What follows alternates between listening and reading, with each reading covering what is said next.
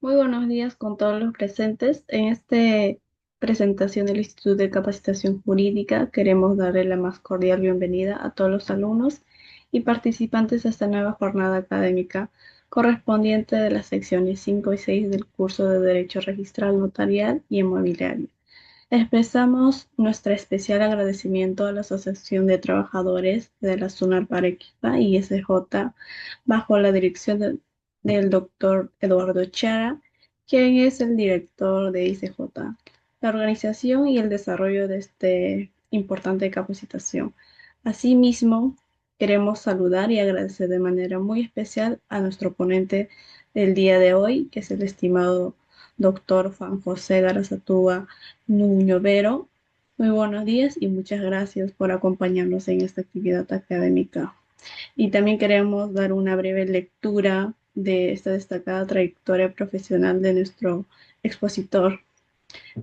Juan José Garazatúa Nivedoso es abogado por la Pontificia Universidad Católica del Perú y ex superintendente de la SUNAR y especialista en análisis del impacto regulatorio por la Universidad del Pacífico, y cuenta con un diplomado en Derecho Registral realizado en España. Asimismo posee una amplia experiencia y reconocida trayectoria en materia registral. Y sin más preámbulo, adelante, doctor. Muchas gracias. Bueno, muchas gracias por la gentil invitación. Para mí siempre es un honor compartir especialmente con personas que realizan el servicio, la noble función registral. La atención del servicio registral constituye probablemente uno de los servicios jurídicos más importantes del país, por cuanto, como todos sabemos, se brinda seguridad jurídica. Y esto se hace muchas veces de manera silenciosa, porque el servicio no necesita mayor notoriedad. Yo quiero empezar haciendo esta presentación.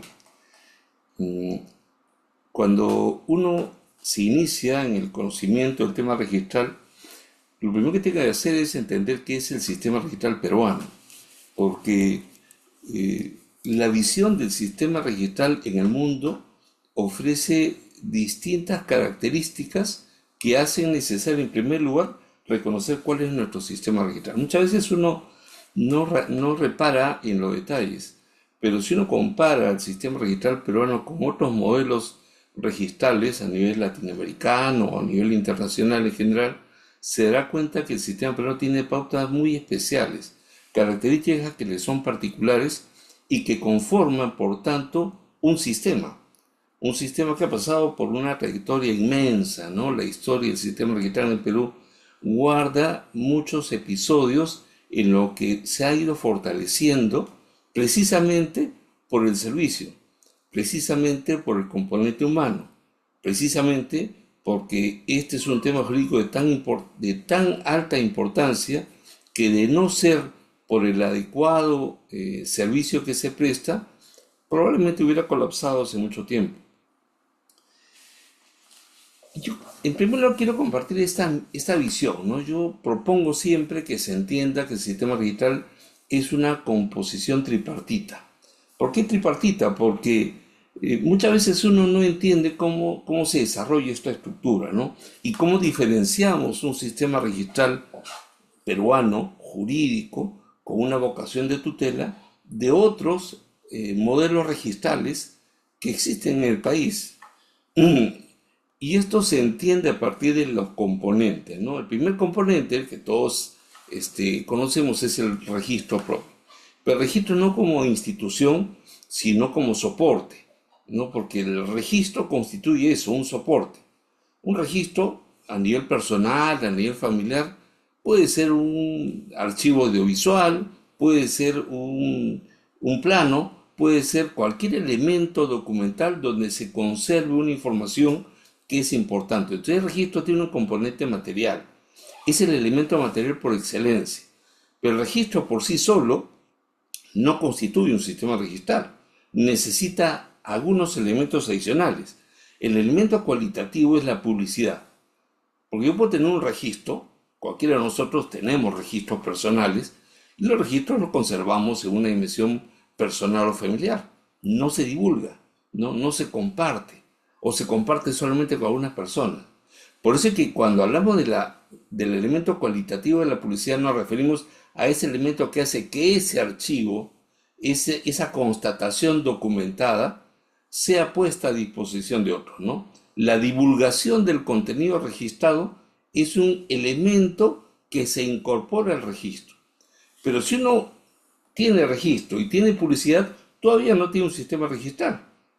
Porque yo puedo tener un archivo y puedo tener un mecanismo para compartir el archivo. De hecho, hoy día existen muchos mecanismos, ¿no? Cuelgo el archivo en la plataforma y ya está compartido. Ya lo he divulgado, ya he generado publicidad. Una publicidad informativa, de conocimiento, de diversión, pero es una publicidad. Lo que le faltaría para hacer un sistema registral es el elemento jurídico, el régimen de tutela legal. Porque cuando tengo un sistema de registro y este sistema de registro tiene un mecanismo de divulgación, de publicidad, y esta publicidad tiene efectos jurídicos, recién en ese momento se configura un sistema registral. Por eso es que la estructura del sistema registral es una estructura tridimensional, ¿no? Muchas veces uno pasa por alto, ¿no? Se sobreentiende, o uno piensa que no es importante, pero es al contrario. Porque si no partimos de esta definición, nunca entenderemos cómo funciona el sistema registral. Y el sistema registral en el Perú tiene estos tres componentes. Tenemos un sistema de registro, un sistema de archivo, de información que está almacenada, está guardada, está conservada bajo ciertos parámetros para su conservación, y tenemos todo un mecanismo de publicidad, ¿no? Distintas formas de publicidad. Pero todo eso funciona en base de un régimen legal que establece un resultado o una consecuencia. La consecuencia es generar tutela, generar seguridad jurídica. Porque yo puedo tener registro, puedo tener un sistema de divulgación o de publicidad y puedo tener un régimen legal, pero que no ofrece tutela. Esto ocurre con otros registros, a lo que se le llama registros administrativos, por ejemplo. Tenemos registro, tenemos divulgación, porque están puestos a disposición del público, hay bases que están disponibles en distintas plataformas, pero el régimen legal que regula este mecanismo de registro no es un régimen de tutela. Ese sistema registral no está orientado a brindar protección a los terceros. Está orientado simplemente a brindar cualquier otro tipo de función. Muchas veces es una función meramente de control. Yo pongo el ejemplo, lamentable por supuesto, en la reciente época de pandemia, todos veíamos a diario en los noticieros, en los canales de televisión, que se presentaba un reporte del Registro Nacional de Funciones, ¿no? Sistema de Registro Nacional de Funciones, el CINADEF, todos los días presentaba un reporte. ¿Qué significa eso? Que había un registro, que había una divulgación, pero no tenía una función de tutela, tenía una función de información, pero sobre todo de control, porque esa información es importante para el sector que administra ese registro, para la gestión adecuada, para la atención de las necesidades, en fin, distintas funciones diferentes de las funciones que son propias de un sistema registral de protección a los terceros. Esto para entender lo que muchas veces parece sobrepasarse, ¿no? Como una información meramente intrascendente. Entonces tenemos tres componentes: registro, publicidad y régimen de tutela legal. Recién en este momento hablamos de un sistema de registros públicos. Esto es lo que ha tenido el Perú desde 1888, cuando se crea el registro de la propiedad inmueble. Y desde 1888 ha corrido mucha agua bajo el puente, ¿no? Entonces, claro, cuando uno entiende esta distinción, uno puede ya recién saber diferenciar lo que son registros administrativos de lo que son registros jurídicos. Los registros jurídicos, entendidos por mandato legal, por eso es lo que dice la ley 26366, son aquellos registros que están administrados por la Superintendencia Nacional de Registros Públicos. Aunque eso actualmente no es del todo cierto, ¿no? Porque hay algunos registros jurídicos que no están dentro del sistema, y más bien hay algunos registros administrativos que están dentro de la SUNAR, como los índices de verificadores, ¿no? El reporte de martilleros públicos. Son registros administrativos que están al cargo de la SUNAR. Entonces la SUNAR no solo tiene registros jurídicos. Y yo siempre he tenido una crítica con relación a la denominación, ¿no? porque decir registro administrativo, distinguiéndolo de un registro jurídico, no es un adecuado, ¿no? Porque los registros administrativos, esos que no forman parte del Sistema Nacional de Registros Públicos, tienen, obviamente, un ordenamiento jurídico. Se rigen por un marco legal. Entonces, no es que no sean jurídicos. Lo que pasa es que tienen una función diferente de los registros que están a cargo de la superintendencia. Y esto es simplemente la función de tutela, lo que se llama la publicidad de efecto, para distinguirlo de la publicidad noticia, lo cual también constituye una denominación engañosa, ¿no? Porque ambos registros producen las mismas publicidades. Los registros públicos obviamente brindan información, brindan publicidad noticia, brindan conocimiento, es lo primero que brinda un sistema registral. Además, eso es lo que dice la ley, ¿no? El artículo 22 del Código Civil dice que todos sabemos, o sea, todos estamos informados de lo que aparece en los contenidos de los asientos de inscripción. Eso es publicidad noticia. Pero ahí no, esa no es la única publicidad que se brinda, porque a raíz de esa información se genera un efecto publicitario mayor, que es la tutela. Es el efecto de la publicidad. Y no es que los registros administrativos no tengan un efecto en la publicidad, por supuesto que lo tienen. De hecho, ¿no? Si nosotros no tenemos, por ejemplo, un documento nacional de identidad, pasó en algún momento en las noticias que una persona le habían cancelado su DNI por un presunto fallecimiento y la persona no había fallecido, un error administrativo. ¿Y qué pasaba? Que como su DNI aparecía extinguido por fallecimiento, esa persona no podía generar actos jurídicos, no podía presionarse un banco, no podía generar un contrato. Entonces sí hay efectos, lo que pasa es que los efectos no son efectos de tutela en favor de los terceros. Esa es la única diferenciación. O sea, estamos de acuerdo en que hay dos sistemas registrales claramente diferenciados, al margen de que la denominación que le otorga la doctrina pueda ser opinable. Entonces, ¿para qué sirven los registros jurídicos? ¿No? Ya entendimos que hay un paquete o un grupo de registros que se les llama registros jurídicos y que en grandes términos sirve para brindar protección o tutela jurídica, que no es la finalidad que cumplen los otros registros, a lo que se llama registro administrativo. En efecto, ¿no? La finalidad abstracta, o sea, la finalidad en general, es la de tener un sistema registral que brinde seguridad jurídica y fomente el tráfico patrimonial, la circulación de crédito, que es lo que dijo el único considerando de la ley de creación del registro de la propiedad inmueble en el Perú. Ustedes leen la ley del 2 de enero de 1888, aunque por ahí dicen que no fue exactamente el 2 de enero, parece que fue el 27 de enero. Bueno, al margen de la fecha exacta, la ley que crea el registro de la propiedad inmueble tiene un único considerando, que dice escuetamente que es necesario dar seguridad a los que contraten sobre bienes inmuebles. De eso se trata, ¿no? De dar seguridad jurídica. Porque dando seguridad jurídica, fomentamos la confianza en la contratación, fomentamos la confianza de los contratantes, fomentamos la inversión y fomentamos el tráfico, ¿no? Inmobiliario.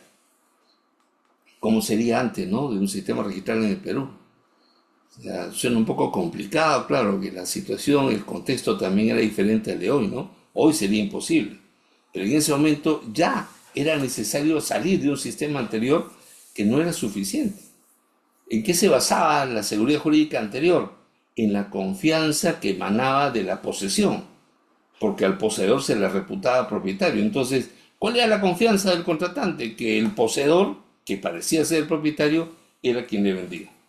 Pero el tema no estaba solucionado, porque las normas civiles decían que si después se descubría que el título de ese vendedor, poseedor, tenía un vicio de validez, entonces todo se derrumbaba. Y más aún si la nulidad venía de un título anterior a ese, porque esa nulidad anterior arrastraba, ¿no?, los actos posteriores, el efecto de cascada. Entonces, claro, no había seguridad jurídica. Por eso es que la sola creación de un sistema registral genera confianza, genera parámetros de credibilidad y de calculabilidad. Yo, en función de la información que brinda el registro, puedo tomar decisiones. Puedo hacer un análisis racional y saber cuál es el análisis costo-beneficio de mi decisión patrimonial. No, yo puedo asumir responsabilidades. Yo puedo adquirir un inmueble que tenga una afectación, pero es una afectación que económicamente es diminuta o que jurídicamente es inexigible. Entonces, ese análisis lo puedo hacer a partir de la información del registro. ¿Qué más? Cumple un rol instrumental, ¿no? Porque lo que hace el registro es brindar una herramienta para que los agentes jurídicos tomen decisiones económico-patrimoniales. ¿En función de qué? En función de la información, en función de la posibilidad de conocimiento. Porque, y aquí quiero hacer una reflexión, ¿no? Cuando la ley dice que todos conocemos todo lo que está inscrito, todos sabemos que eso es imposible, ¿no? O sea, no es verdad, ¿no? Imposible, ¿no? Ni ustedes ni yo sabemos todo lo que está inscrito en todos los asientos registrales de todas las oficinas del país. ¿Cuántas inscripciones habrán? Millones, ¿no? Y no es verdad, pues. La ley dice que sí conocemos y que no podemos presentar prueba en contrario. Es una presunción absoluta. Iuris et de jure.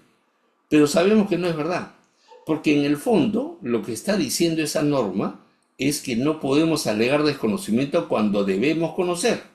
Claro, si yo no voy a contratar sobre un inmueble que se encuentra ubicado en la frontera de Perú con Brasil, porque no vivo ahí, porque no tengo una inversión económica en esa zona, solamente quiero saber cuál es la situación jurídica de un inmueble ubicado en el distrito de Caima, en Arequipa. Y esa información está disponible en la oficina registral de Arequipa. Y la puedo ver, antes tenía que irme hasta Arequipa, ¿no? Pero ahora la puedo ver desde mi domicilio, desde mi oficina o de cualquier lugar, ¿no? Porque la publicidad se ha puesto pues a disposición mediante la tecnología. Yo puedo hacer uso de la información mediante cualquier elemento de acceso remoto, ¿no? Una computadora, un ordenador personal, una laptop, una tablet o un teléfono celular. Yo puedo acceder. Entonces sí puedo conocer, pues. Puedo conocer cuando debo conocer aquello que me va a causar una consecuencia. Debo informarme de los contratantes. Debo saber si están o no impedidos de contratar. Está el registro personal. Si alguien se presenta como heredero, debo verificar el análisis de la información del registro de testamentos o registro de sucesión y testar. Todo eso está a disposición. Entonces, yo no puedo decir que no conozco cuando voy a contratar. Allí sí funciona la presunción iuris et de jure, ¿no? Porque es evidente que yo no puedo alegar desconocimiento cuando la información está disponible. Y está disponible, ¿no? Todos los días, ¿no? Y las 24 horas. Entonces el registro es un instrumento de la seguridad. O sea, más allá de la finalidad abstracta. ¿Por qué finalidad abstracta? Esto ya lo analizó el Tribunal Constitucional cuando se debatió, ¿no? Si se protegía al tercero registral o al propietario legítimo que había sido víctima de una falsificación o suplantación de identidad. Y el Tribunal Constitucional, haciendo un análisis del fondo del tema, lo que dice es: no podemos dejar de proteger al tercero, porque al dejar de proteger al tercero de buena fe, estaríamos desprotegiendo a toda la sociedad, porque la sociedad genera confianza en la información del registro. Claro, otra cosa son los parámetros del registro. Otra cosa es que yo, para ser protegido, no solamente debo ser un tercero, sino que debo tener buena fe. Y la presunción de buena fe tengo que ponerla en evidencia, que no quede duda de que tengo buena fe, ¿no? Porque muchas veces el problema es más subjetivo que objetivo. El registro genera oponibilidad a partir de esta, ¿no? De esta conjunción de elementos jurídicos. ¿Por qué? Porque el conocimiento presunto, del que nos habla el artículo 22 del Código Civil, se opone a todos, ¿no? Como yo no puedo alegar desconocimiento, entonces tengo que informarme bien, ¿no? Y tengo que decir, una vez inscrito mi derecho, este derecho es inatacable y es preferente. Y la ley me otorga a mí la posibilidad de decir que mi derecho vale más que el derecho de alguien que inclusive puede haber adquirido antes que yo, pero que no inscribió. Porque esas son las reglas, ¿no? Las reglas del juego. Y finalmente, recién, luego de comprender todo esto, vienen los efectos, ¿no? Esta publicidad de efecto a la que se refiere la definición del registro jurídico es esto, pues la tutela jurídica de quienes se acogen al ámbito del registro. porque no tendría sentido que no fuese así, ¿no? Fíjense ustedes, cuando nos hablan de los principios registrales, a que nos vamos a referir en un momento, debemos entender pues, que hay dos pilares, dos grandes pilares del sistema registral, ¿no? De un lado, ya hemos visto el principio de publicidad o el principio de conocimiento. Todos sabemos todo lo que está inscrito, que se entiende como que todos podemos saber aquello que está inscrito que me va a interesar cuando yo contrate respecto de eso. Pero ese conocimiento presunto tiene como correlato la presunción de verdad de esa información, porque si no, no tendría sentido, ¿no? ¿De qué me vale a mí conocer la información si esa información puede ser relativa? Si esa información me puede inducir a error. Viene el correlato del principio de legitimación, porque ese es el segundo pilar en el que se asienta el sistema registral. Cuando yo juego bajo estos parámetros, yo puedo invocar la tutela. ¿Por qué? Porque la información inscrita es esta, y en función de esta información yo confié y contraté. En consecuencia, me debe corresponder la tutela jurídica que brinda el principio de legitimación. Porque eso que yo conocí se presume verdad, ¿no? Y produce todos sus efectos. Bueno, el sistema registral es esto, ¿no? En pocas palabras, ¿no? El sistema registral que nace con el registro de la propiedad inmueble en 1888 y al que después se le incorpora el registro mercantil que se crea con el Código de Comercio, el registro de buques, de hipoteca naval en 1916, el registro de prenda agrícola, los registros que crea el Código Civil de 1936, que fueron un montón de registros que se incorporaron. Entonces ya no había solamente un registro del propio inmueble, había un conjunto, por eso es que se forma un sistema, había un conjunto de registros que compartían la misma finalidad de tutela. Y todo esto que sobrevivió durante muchas décadas bajo un sistema que probablemente, ¿no?, años después se puede haber visto como anacrónico, pero funcionó y brindó, o sea, cumplió el objetivo de brindar seguridad jurídica. Llegamos al Sistema Nacional de Registros Públicos que tenemos hoy en día, ¿no?, que se crea en 1994. Pero el sistema registral no nace con la creación de la SUNAR, ¿no? El sistema registral nace con la creación del registro de la propiedad inmueble en 1888 y compartimos desde entonces la misma esencia, ¿no? Es la misma categoría, ¿no?, que ha tenido etapas de evolución, etapas de crecimiento y de modernización, sin lugar a duda. Bueno, entonces sí, recién ahora podemos llegar a entender qué son los principios registrales, ¿no? Porque cuando uno habla de principios registrales, y esto me pasaba a mí a menudo, era difícil dar una definición, ¿no? ¿Qué es un principio? Si a mí me preguntaran qué es un principio, o sea, el mismo nombre indica que un principio es algo superior, ¿no? Es algo que está arriba y de lo cual se deduce, ¿no? O se puede sacar normas específicas. Un principio es aquello que genera, ¿no?, un sistema en el cual se deducen, ¿no?, distintas categorías. A nivel general, el principio de la buena fe, por ejemplo, ¿no? El mismo principio de seguridad jurídica, ¿no? Son principios, incluso el principio de seguridad jurídica es un principio que no está escrito. Ustedes cogen cualquier texto, desde la Constitución, ¿no?, hasta los reglamentos, no van a encontrar una definición de lo que es un principio de seguridad jurídica, porque es un principio implícito que atraviesa todo el sistema jurídico. Porque lo que busca un sistema jurídico es brindar seguridad jurídica. O sea, que el sistema no se quiebre, ¿no? Que el sistema sea una estructura que con su interactuar se fortalece y mantiene una unidad. Ese es un sentido común. Pero los principios registrales en realidad no son exactamente lo que uno entiende como principio, porque no son abstracciones generales, ¿no? Porque si no tenemos principios registrales, ¿no?, que rigen, ¿no?, desde lo más alto, ¿no?, en el sistema constitucional. Y no es así, ¿no? Cuando hablamos de principios registrales nos referimos a ideas o a rasgos fundamentales que caracterizan un sistema. Por eso es que hay principios que rigen el sistema de Perú y hay principios que rigen el sistema francés o italiano, que son distintos, que no tienen la misma lógica, que no están orientados bajo la misma modalidad de funcionamiento, pero que igualmente buscan el mismo propósito de brindar seguridad jurídica. Entonces, estos rasgos fundamentales, ¿no?, estas características particulares que hacen que un sistema registral se distinga de otro, se llaman principios. Claro, se les eleva a una categoría especial, pero en realidad son criterios, ¿no? Criterios técnicos que distinguen un sistema registral y lo diferencian de otro. Siempre hay, obviamente, opiniones que cuestionan, ¿no?, la consideración de los principios, ¿no? Se dice en realidad, estos no son principios. Algunos critican su concepción. Claro, desde un punto de vista filosófico, por supuesto, ¿no? Podría haber críticas entendibles. Pero de un punto de vista operativo y tradicional, el sistema registral peruano sí ha seguido una lógica en función de criterios que caracterizan su sistema. Por ejemplo, en el Perú no siempre ha habido el principio de fe pública registral.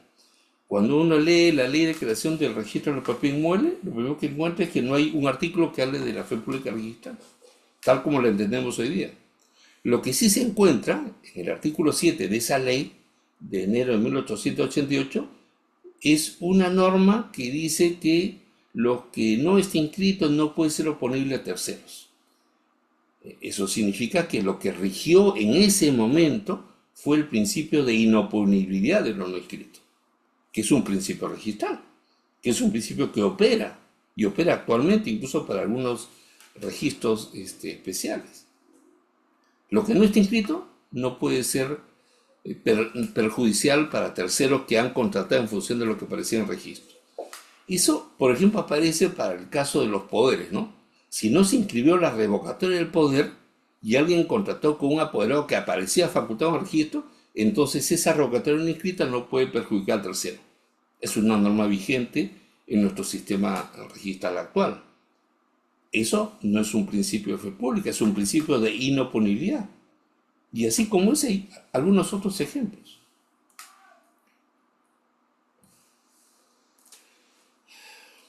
Bueno, esto ya lo expliqué, ¿no? La publicidad, o sea, el elemento cualitativo del sistema registral, se basa en que todo gira alrededor de eso, pues, ¿no?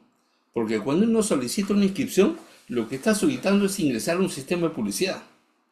O sea, si yo tengo un registro, el registro de un contrato, es el documento, ¿no? La escritura pública, ¿no? O el documento privado con firmas legalizadas, cuando es posible solicitar la inscripción en base de un documento de esa naturaleza, constituye el registro propiamente dicho, ¿no? Yo lo llevo al registro para el registro de la ley de publicidad y que además conserve en su archivo ese registro. Entonces, lo que yo quiero es ingresar a la publicidad. Pero luego que yo consigo ingresar a la publicidad con la inscripción, lo que se genera es un sistema de publicidad de ese registro. Entonces, la publicidad opera en sentido inverso, ¿no? Tanto para recibir lo que quiere ingresar a la publicidad, como para poner a disposición de todos lo que ya se inscribió.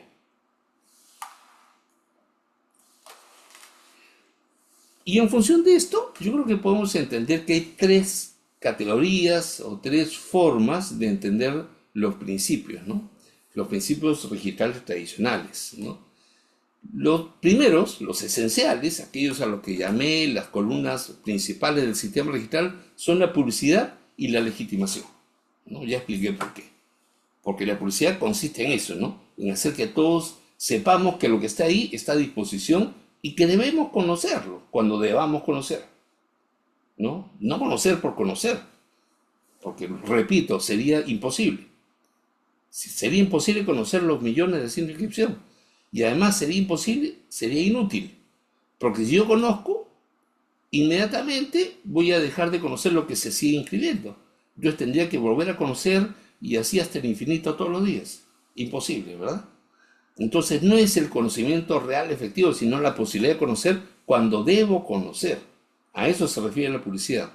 Y la legitimación, que es la contraparte, ¿no? Porque si yo estoy obligado a conocer, la contraparte es que eso que estoy conociendo se presume verdad, para que yo pueda confiar y pueda contratar sobre una base segura. Luego vienen los principios procedimentales, que son todos estos principios que rigen el ingreso al registro. Son como vallas, ¿no? Yo tengo que sortear el principio de rogación, o sea, la rogatoria debe estar bien formulada, vamos a hablar de eso también más adelante. La titulación auténtica, el principio de legalidad, que parece el trance más complicado muchas veces, porque uno tiene que atravesar pues toda esa muralla que a veces se vuelve infranqueable, ¿no? De acceso al registro, los principios de prioridad, impenetrabilidad, especialidad y en general pues todos los principios que tienen que ver con el procedimiento mismo. Y luego de eso los principios protectores, ¿no? Los principios que operan luego de producir la inscripción, la oponibilidad, la fe pública, la buena fe registral, la seguridad jurídica, todo eso tiene que ver con lo que ocurre después de la inscripción. Entonces estas tres categorías son claramente distinguibles, ¿no? En la segunda probablemente podemos incorporar algunos más, ¿no? Por ahí algunos hablan hoy en día, por ejemplo, del principio de proinscripción. El principio de proinscripción parece un principio dentro del otro principio, ¿no? Porque dentro del principio de legalidad hay como un subprincipio que dispone que se debe facilitar, ¿no?, la generación de las inscripciones en vez de rechazar. Bueno, en fin, ¿no? Algunos piensan que eso es un principio independiente, autónomo, otros piensan que es no un principio propiamente, sino una regla que funciona dentro del principio de legalidad.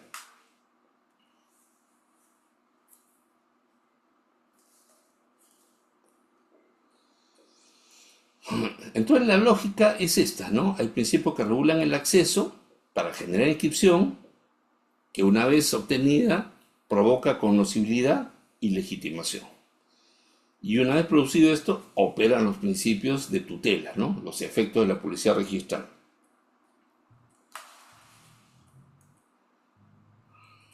Veamos el principio de rogación.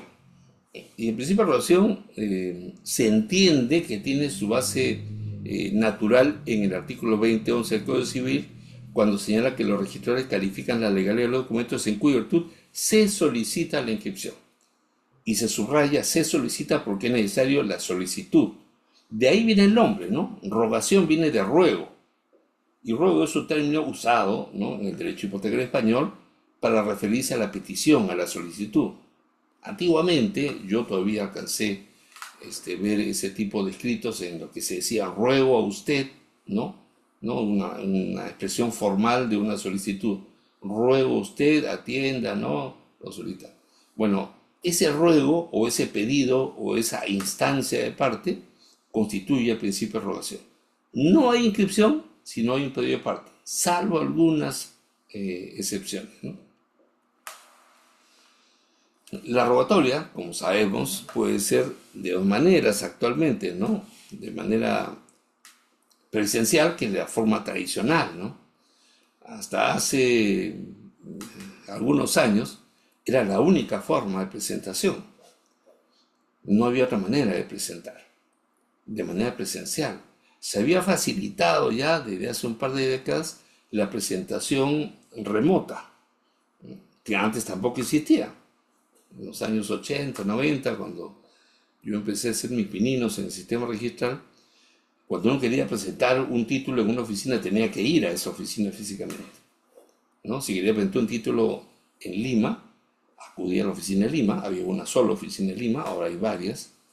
Si quería presentar un título en Callao, me iban a Callao. Si quería presentar un título en Huacho, en Cañete, tenía que irme hasta allá. Y si quería presentar un título en Puno, o en Juliaca, o en Tacna, en Arequipa, o en Tumbes, tenía que hacer el viaje para hacer la presentación física. No había la posibilidad de hacer una presentación remota. Ya, recién, muchos años después, probablemente hace 20, 25 años, se toma la decisión de admitir la presentación remota. Y funcionan las oficinas, ¿no?, de enlace. Se presenta en una oficina para que esa oficina la remita a la oficina de destino. Pero era una presentación física, ¿no? Presentación en soporte papel. Ahora ya no, ahora tenemos la presentación virtual, que es una presentación de un título electrónico, ¿no? El título electrónico es el título que viaja, ¿no?, bajo parámetros técnicos de seguridad mediante una plataforma, ¿no?, el sistema de intermediación digital, que permite la presentación bajo ciertos parámetros. Entonces hay presentaciones electrónicas, la mayoría a cargo de las notarías, que son los usuarios mayoritarios del sistema, ¿no? No sé si la estadística habrá cambiado, pero hasta donde yo tenía conocimiento, la presentación de los títulos provenientes de notaría representaba aproximadamente el 70-75%, en algunos casos el 80% del movimiento registral en el país. Y esto significa que las notarías necesitan tener un vehículo particular, ¿no? Porque es el uso natural de las notarías presentar títulos de aquellas escrituras o actos que se formalicen ante ellos.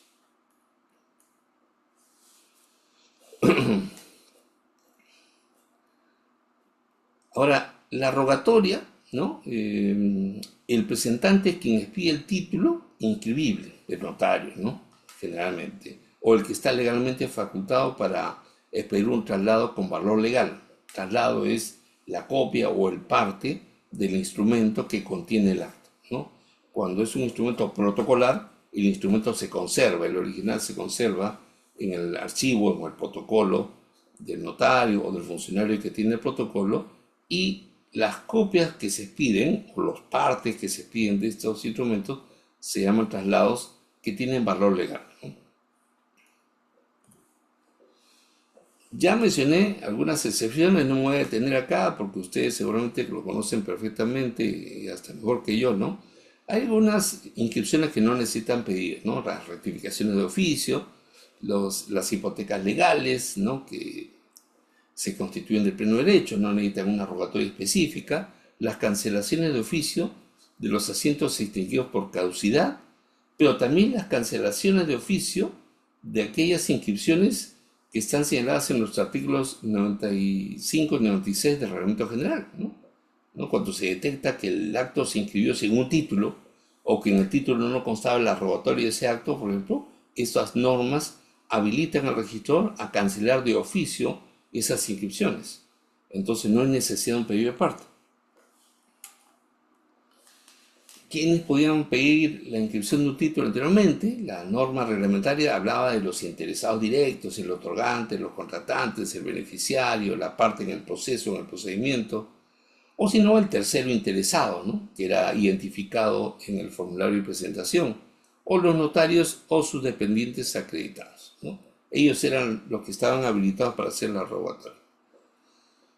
Ahora se ha cambiado la figura, ¿no? Porque se ha hecho el interesado, o sea, como que las categorías antes eran, hay un interesado que actúa a través del presentante. El presentante se presume que actúa en representación del interesado y por eso que el presentante es simplemente un operador, ¿no? Una persona que hace la gestión por cuenta de una persona que le da el encargo.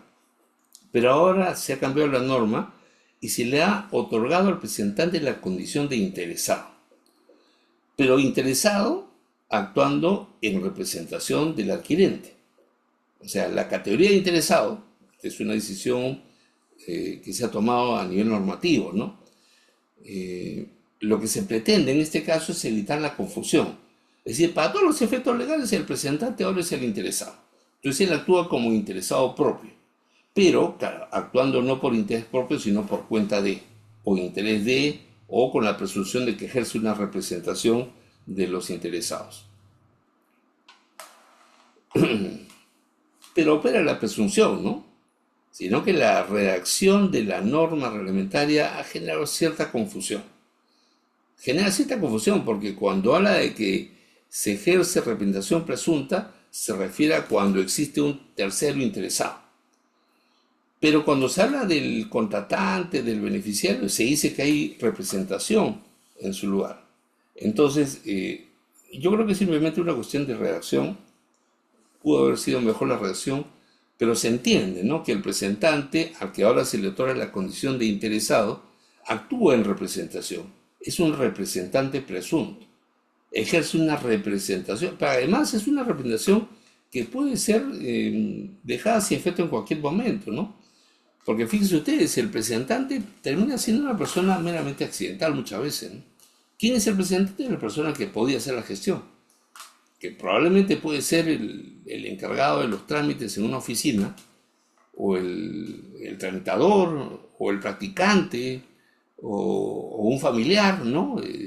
O alguien, una amistad que tiene disponibilidad de tiempo y puede hacer la gestión por cuenta de otro.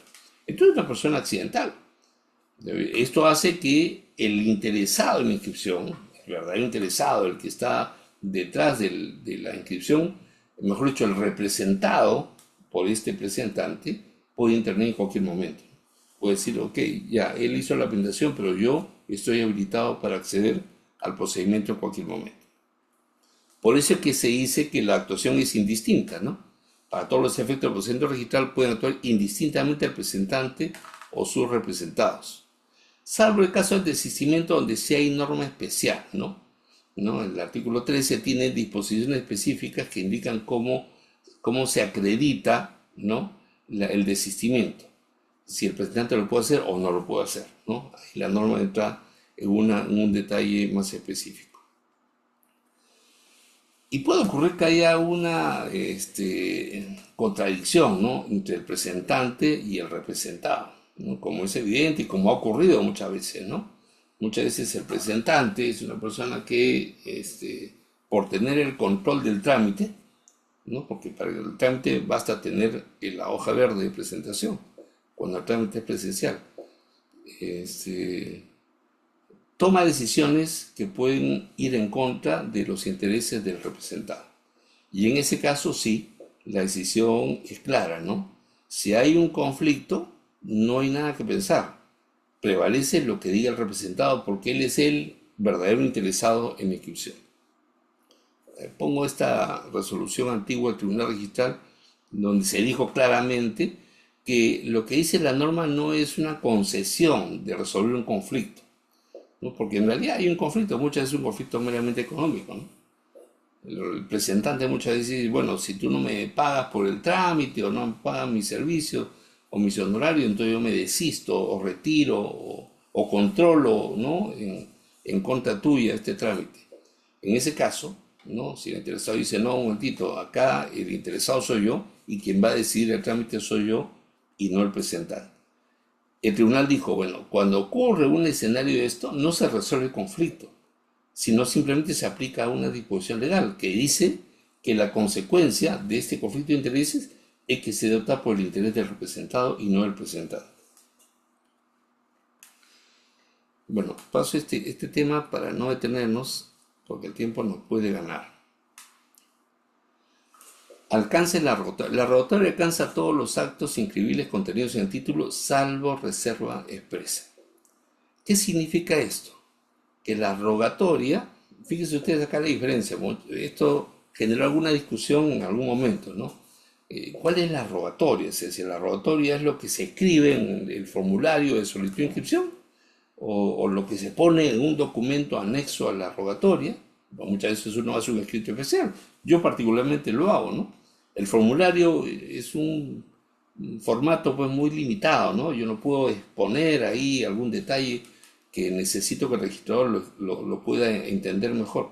Entonces lo que hago es generar un escrito que fundamenta mi solicitud, ¿no? Un escrito rogatorio.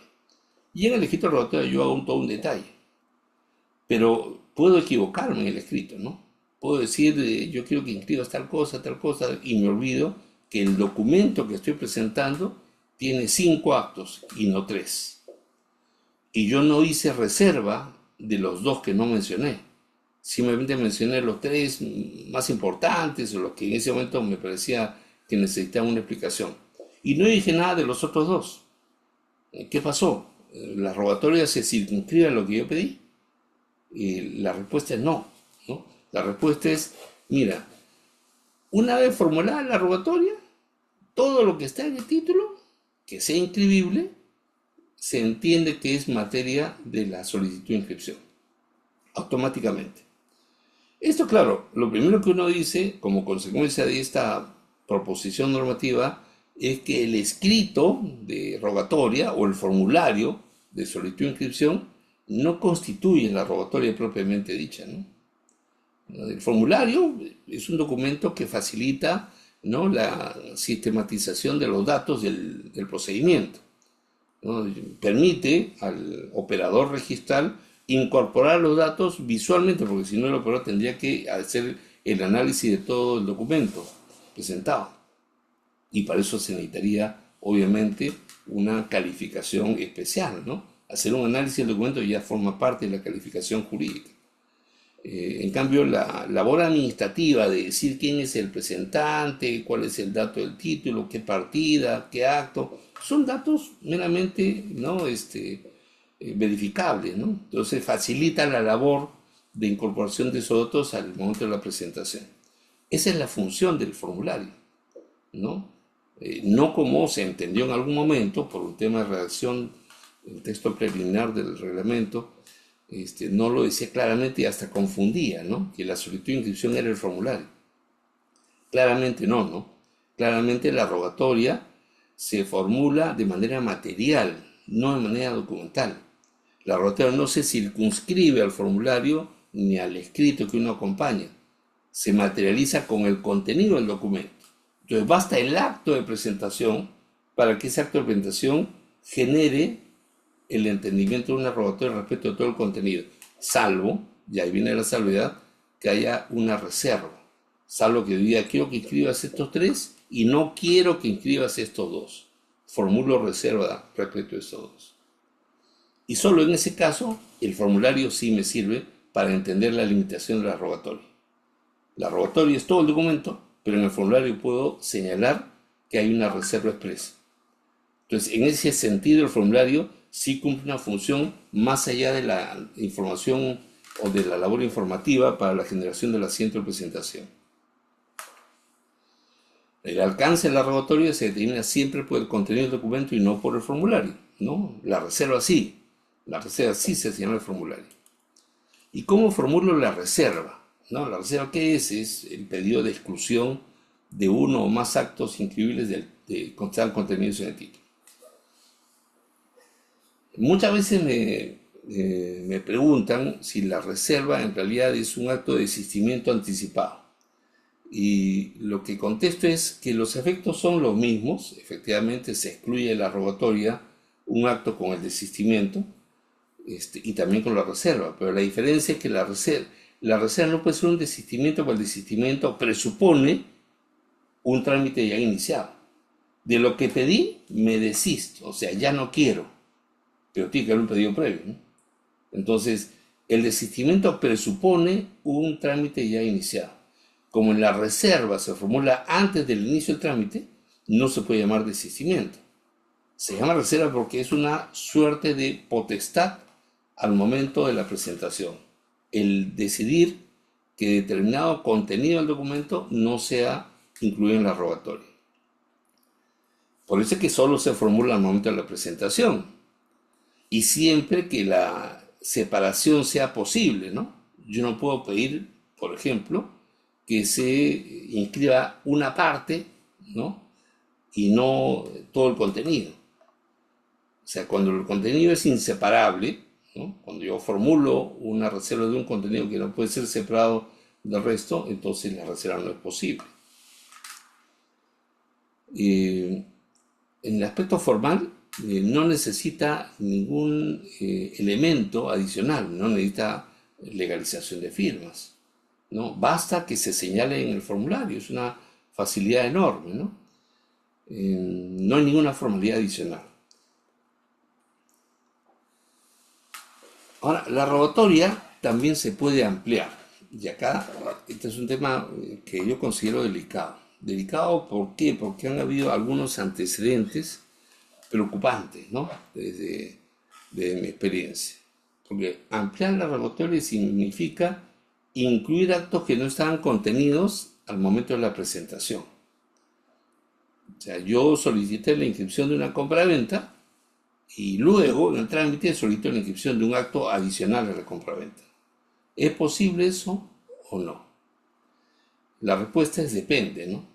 Depende. En principio no. En el principio no se podría, ¿no? O sea, la respuesta debería ser así categórica. Pero hay algunas excepciones. ¿Y por qué no se podría? En primer lugar, no se puede porque yo no puedo alterar la información del petitorio original, porque el petitorio original genera prioridad, se genera consecuencias, ¿no? Prioridad, ¿no? E incompatibilidad. O sea, todo lo que se presentó, ¿no? En ese momento tiene prioridad respecto a lo que ingresa después. Pero además, eso que se presentó y que es incompatible con lo posterior va a prevalecer, ¿no? O sea, eso va a impedir que lo que ingresa después y es incompatible sea admitido. Por eso es que yo no podría retrotraer actos que no estaban formulados en la rogatoria, porque eso podría generar un problema, ¿no? Un problema de prioridad o de incompatibilidad. Pero el reglamento señala que es posible ampliar la rogatoria cuando se necesita inscribir un acto previo. O sea, si yo quiero inscribir un acto, pero, por ejemplo, ¿no? Una compra-venta de la mitad de un lote, lo que necesito previamente es inscribir la subdivisión del lote, ¿no? Yo no puedo fraccionar unilateralmente el lote. Tengo que hacer un trámite administrativo que me apruebe la subdivisión y luego de eso, una vez individualizado esa mitad del lote, recién puedo ingresar la compraventa respecto a esa mitad del lote. Entonces, hay un acto previo, un acto necesario, que, fíjense ustedes, no estamos hablando de tracto sucesivo, estamos hablando de acto previo. Acto previo no tiene que ver necesariamente con la titularidad, el tracto sucesivo sí. El tracto sucesivo es la cadena de titularidades, ¿no? Respecto a algún derecho, no solamente el derecho de propiedad. Cualquier derecho inscrito debe presentar cadena de titularidades para que pueda emitirse títulos posteriores. Ese es el tracto sucesivo. En cambio, el acto previo es aquel acto sin cuya incorporación no es posible atender la inscripción del acto solicitado. Si no hay un título incompatible, dice la norma, no es necesario que el título del acto previo preexista a la rogatoria. Y acá la norma sí ha sido un poco bastante flexible, ¿no? Porque la lógica sería, bueno, si el acto ya preexistía, entonces, claro, se puede retrotraer si que no hay título posterior, ¿no? Pues no hay problema. Pero la norma ha ido más allá, ha dicho, no. Si no hay título incompatible, aunque el documento que contiene ese acto previo sea posterior a la rogatoria, es posible que se inscriba. Pero si hay un título incompatible presentado, incompatible con la prioridad ganada con el acto originalmente solicitado, la ampliación de la rogatoria solo procede si el instrumento inscribible que contiene el acto previo ha sido otorgado con anterioridad. En ese caso sí se necesita que el documento preexista. Si no se cumple con este supuesto, entonces no es posible ampliar la rogatoria. Ahora, ¿por qué decía que este es un tema delicado? Porque ocurrieron, y ojalá que no vuelva a ocurrir, algunos casos en años anteriores en los que se descubrió que algunos malos registradores, haciendo un mal uso de un acuerdo del tribunal registral, decían que se podía modificar la rogatoria. El tribunal registral en algún momento, respecto a un caso específico, dijo que cuando una rogatoria era imprecisa, ¿no? Cuando no se podía entender bien la rogatoria, se podía aclarar la rogatoria durante el trámite en vía de subsanación. Y utilizó la palabra modificar, ¿no? La rogatoria. Pero en realidad, cuando uno analiza el acuerdo, lo que se entiende no era una modificación propiamente, sino una precisión de lo que se había solicitado y que parecía confuso. Bueno, en base de este acuerdo, algunos malos registradores decían, bueno, se puede modificar la rogatoria, entonces si presentaste un título para solicitar una declaratoria de una sucesión intestada, entonces después lo observo por cualquier cosa y en vía de subsanación me presentan otro acto, ¿no? Totalmente distinto del que se había presentado y se inscribe, ¿no? Porque ya generé un título anterior. Y ni siquiera vinculado, ¿no? Al tema que se había solicitado.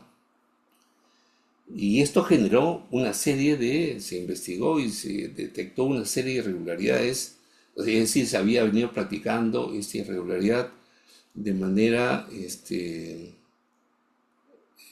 encubierta, ¿no? En algunos casos se utilizaba el mecanismo de la rectificación de oficio, ¿no? Se ingresaba por ahí cualquier título y en vía de subsanación se ingresaba cualquier otro acto y se inscribía. Y obviamente se inscribía sin pasar por el filtro necesario, inclusive sin un informe técnico cuando era necesario un informe técnico. Entonces, por eso lo repito, ¿no? Nuevamente, ¿no? La ampliación de la rogatoria es una excepción, ¿no? Porque a la pregunta si se puede ampliar, la respuesta es no. La respuesta es no. Hay una excepción o algunas excepciones que son específicas, que las hemos comentado, pero fuera de esto no es posible que se modifique una rogatoria. La rogatoria debe ser inamovible, en principio. Y solamente se admite cuando presentaba un título. Para que se inscriba ese título es necesario solucionar o inscribir un acto previo. Esa es la única forma. Y en ese supuesto se analiza si el acto previo, el documento del acto previo preexiste o no preexiste en la presentación, y eso va a depender si hay o no hay un título incompatible presentado con posterioridad. Bueno, esa es la regla, ¿no? Para que no vuelva a ocurrir.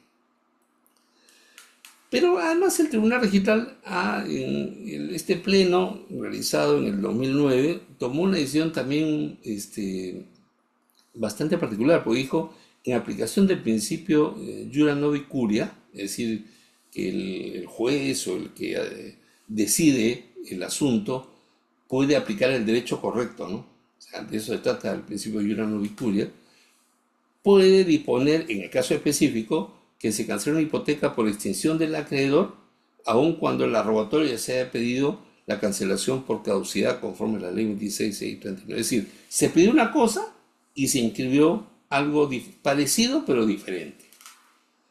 Claro, acá lo que hace el tribunal es decir, oye, mira, si bien es cierto, te equivocaste en el pedido, es un error jurídico, ¿no? Porque tú en vez de invocar la causal de extinción correcta, que es porque ya la creadora no existe, se extinguió, me has pedido que aplique la norma de caducidad que no es la correcta. Acá no se aplica la caducidad, sino se aplica la extinción del acreedor como causal de extinción de la hipoteca, ¿no? Es un precedente, ¿no? Observancia obligatoria, de mi punto de vista, entendible si se refiere a un caso tan específico como este, ¿no? Porque acá lo que se está tratando de decir es el criterio jurídico correcto debería ser este y no este. No estoy cambiando el pedido, porque en el fondo la rogatoria es un pedido de cancelación, a secas, ¿no? Yo pido que se cancele esta hipoteca. El sustento de la rogatoria de cancelación estaba sujeto a un error según la apreciación del tribunal. El error era que no debió pedirse por la causal de caducidad, sino por la causal de extinción de la persona jurídica. Bueno, un tema de repente un poco opinable, pero es necesario también tenerlo presente para saber en qué casos podría ocurrir algo similar, ¿no? Lo que no podría ocurrir es que el acto no sea el mismo. Si yo pido cancelación y aplico cancelación por otra causal, podía ser entendido como lo correcto según este presidente. Pero si yo pido cancelación e inscribo inmatriculación, obviamente no tiene ninguna relación, ¿no? Ahí no hay forma de que se entienda la aplicación correcta de una norma. Principio de titulación auténtica.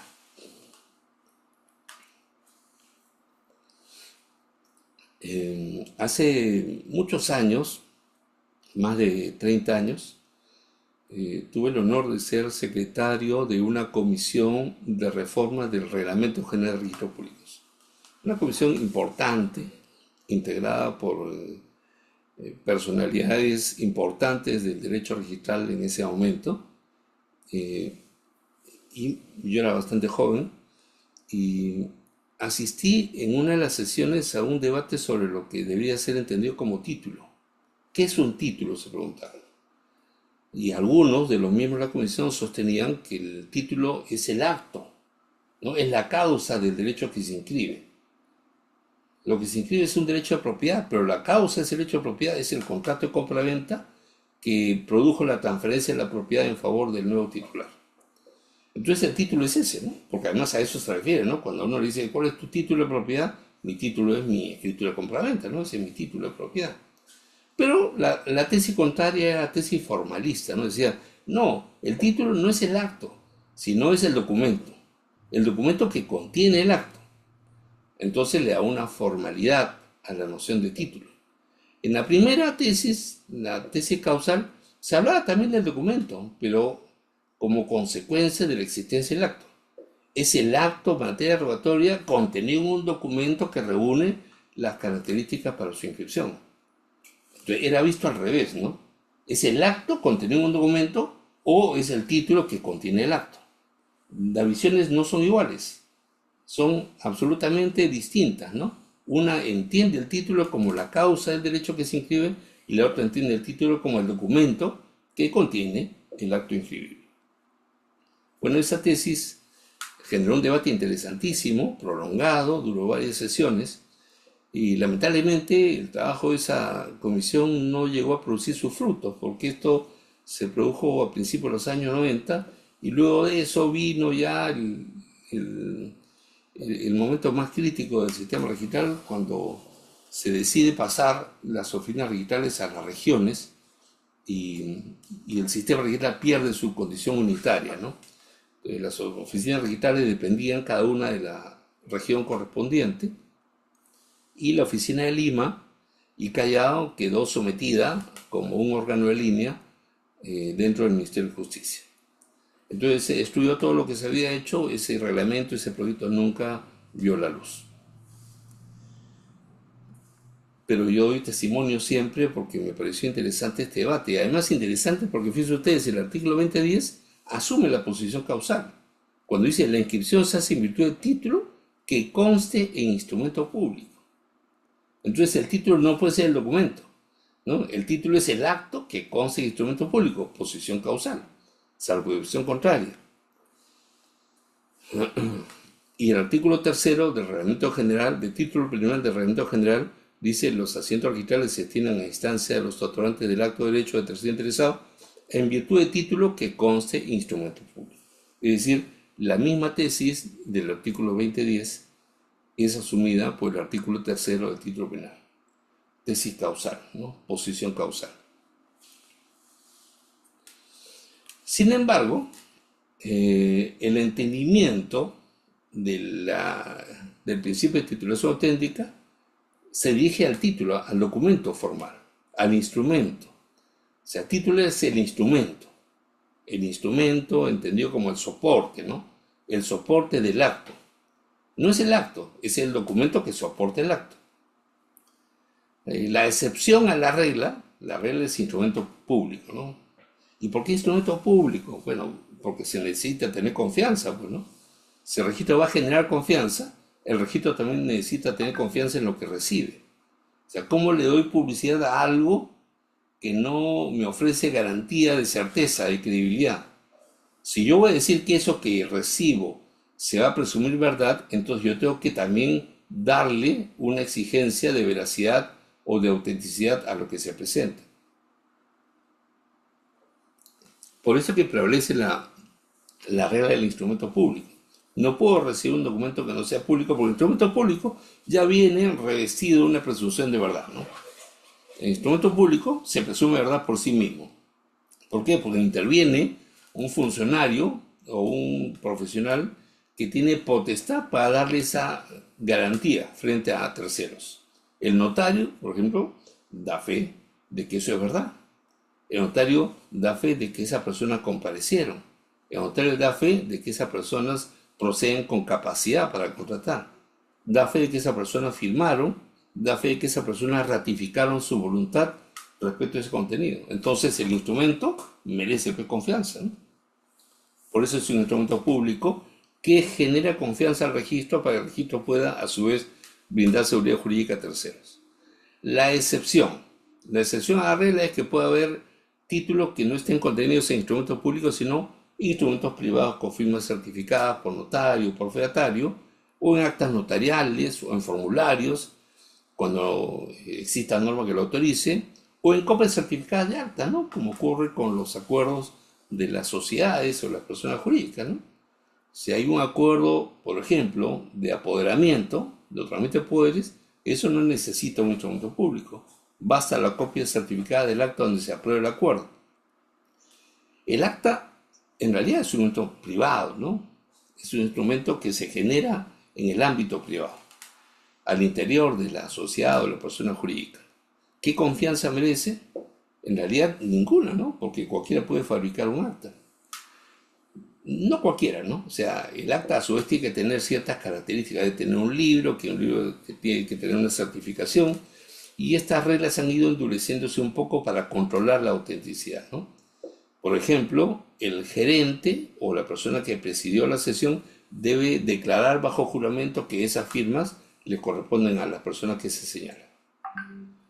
Eso es un principio de verdad, ¿no? Que fue incorporado recientemente, ¿no? Hace poco más de 10 años, en el 2013. Fue necesario, ¿no?, que se emite esta norma, un decreto supremo, que generó la obligación que no existía antes. Antes uno presentaba literalmente un documento privado, porque la copia certificada del acta no tenía ni siquiera la exigencia de firmas legalizadas. Ahora ya no, ahora ya esta declaración jurada debe tener firmas legalizadas. Entonces la responsabilidad por la veracidad o autenticidad del documento ya es asumida por una persona cierta.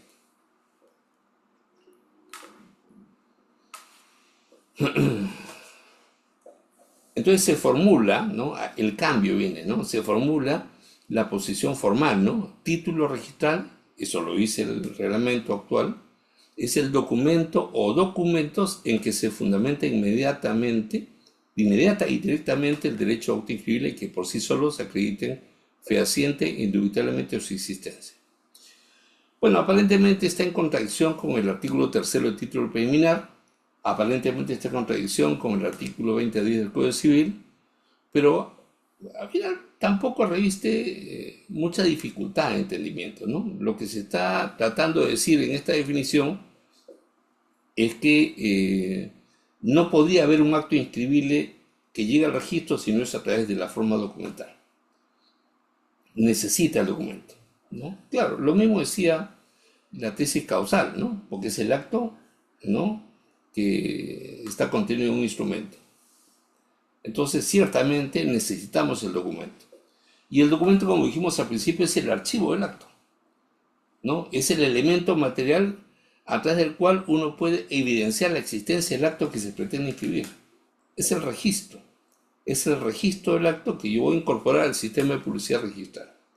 Yo ya tengo un registro, así como tengo un registro audiovisual, ¿no?, de una fiesta familiar, ¿no?, o un registro fotográfico, y lo conservo en el ámbito privado. Este registro de carácter contractual lo llevo al registro para que el registro despliegue un mecanismo de publicidad y oponible frente a terceros. Además, ¿qué integra el título? Los documentos complementarios, ¿no?, que son los documentos que no fundamentan el acto que se inscribe, pero que coadyuvan a que la inscripción se realice. Y acá viene una parte que siempre se critica, ¿no? Muchas veces se critica el registro porque resulta ser muy exigente, ¿no? Y esta crítica que yo he recibido muchas veces cuando he sido parte del sistema, es injusta, ¿no? Generalmente es injusta porque lo que se hace es simplemente cumplir con obligaciones legales. Si al registrador se le obliga, por ejemplo, a verificar el cumplimiento de obligaciones municipales o tributarias, tiene que hacerlo porque hay un mandato legal y hay una responsabilidad funcional. El cumplimiento de esas obligaciones legales, ¿no?, administrativas, municipales, tributarias, no fundamenta el acto mismo, ¿no? Eso no genera el acto, pero coadyuvan a que el acto se inscriba en el registro. ¿Por qué? Porque hay una norma que exige al registrador verificar el cumplimiento de estas obligaciones. Entonces hay documentos complementarios, ¿no?, que son documentos necesarios para que la inscripción se admita, pero que no determinan la inscripción misma. Lo que hacen es permitir que se inscriba como elementos adicionales al acto mismo. Y si son documentos otorgados en el extranjero, hay que cumplir una serie de requisitos, ¿no? Primero, que sea inscribible el acto, ¿no? No puede haber un documento otorgado en el extranjero que contenga un acto que en Perú no es inscribible, que esté otorgado en idioma español o que tenga la traducción oficial. Ahí viene otro problema, ¿no? La traducción oficial se refiere a la traducción de un traductor público colegiado, o se necesita un traductor especial. La traducción exigida es un traductor público juramentado. Y el traductor público juramentado no es necesariamente un traductor colegiado. O sea, no es alguien que tenga un título profesional de traductor. Hay un colegio de traductores vigente en el Perú ya de hace varios años, y por tanto hay profesionales que están colegiados en este colegio, pero sin embargo no forman parte del registro de traductores públicos juramentados que lleva el Ministerio de Relaciones Exteriores. En el Perú se exige, ¿no? La intervención de un traductor público juramentado todavía en el reglamento. Es una crítica que se estaba formulando con relación a la discriminación de otro tipo de traductores colegiados. Bueno, si es un documento otorgado en el extranjero, tiene que cumplir con el trámite de legalización consular, no salvo que venga con la apostilla, en cuyo caso ya no es necesario el trámite de legalización consular. Si son sentencias o laudos expedidos fuera del Perú, se necesita seguir el procedimiento de exequatur, está previsto en el Código Procesal Civil, ¿no? Exequatur significa un procedimiento por el cual los tribunales peruanos le otorgan el ejecútese, ¿no?, al mandato extranjero. Lo que se dispuso en el extranjero no se puede ejecutar directamente en el Perú si no es a través de un procedimiento de exequatur. Es decir, un tribunal peruano le tiene que otorgar la validación y la orden de ejecución del mandato extranjero. Y las demandas, anotaciones de demandas ante tribunales extranjeros, se pueden anotar siempre que cuente con autorización del Poder Judicial peruano. Bueno, esas son las reglas, ¿no? Ahora sí, quiero empezar con el procedimiento registral. Cuando hablamos del procedimiento registral, a mí me gusta presentarlo de esa manera, ¿no? Porque se simplifica bastante el entendimiento, ¿no? Y es sencillo, ¿no? Hay una solicitud del administrado, que es el petitorio, rogatoria, que es el nombre específico en el caso del trámite registral, que genera o que pretende una inscripción. La solicitud es como una demanda, ¿no? La demanda es una pretensión, ¿no? Es lo que yo quisiera que me reconozca. Yo demando tal cosa y quisiera que un tribunal reconozca lo que estoy pidiendo. Igual, ¿no? La rogatoria es una solicitud o una pretensión de inscripción, que tiene que referirse a un título, obviamente, que contenga un acto inscribible, y el trámite de este pedido es el procedimiento registral. Esa es la vía, ¿no? La vía procedimental es el procedimiento registral, que es un procedimiento único, es un procedimiento que tiene una sola característica, con distintos detalles, es verdad, pero es un procedimiento único. Y este procedimiento se convierte en un servicio registral. Y el servicio, como todo servicio, genera una percepción ciudadana, ¿no? O sea, si uno va a un restaurante y es atendido, uno tiene una percepción, ¿no? Si la atención fue buena, fue regular, fue mala, ¿no? Si el producto fue bueno, si fue bien atendido, la calidad. Pero cuando es un servicio, lo que se percibe más es la calidad de la atención. Si me atendido bien, ¿no? Si yo estoy satisfecho, no necesariamente con la inscripción, o de repente no obtengo la inscripción, pero la forma en que me han explicado las razones por las cuales no se inscribe, me dejan satisfecho. En cambio, cuando yo soy mal atendido, cuando no me dan explicaciones, o cuando las explicaciones que se pretenden dar no son acogidas, entonces, claro, la sensación de percepción del servicio es diferente, ¿no? Por eso es que una cosa, yo siempre explico, ¿no? Una cosa es la función registral y otra cosa es el servicio registral. O sea, todos entendemos cuál es la función, las responsabilidades, ¿no? Los límites, ¿no? Las competencias. Pero el servicio es cómo lo recibe el ciudadano. Porque lo que se brinda es un servicio. Si el ciudadano solicita la inscripción, este es un servicio que está sometido a un trámite oficial, el procedimiento registral. Entonces yo necesito que el servicio que atiende en mi petitorio sea adecuado. No necesariamente que me den la razón, de repente no se puede y me deben explicar por qué no se puede, y yo tengo que tener el entendimiento correcto de las razones por las cuales no se puede, para saber cómo soluciona el problema.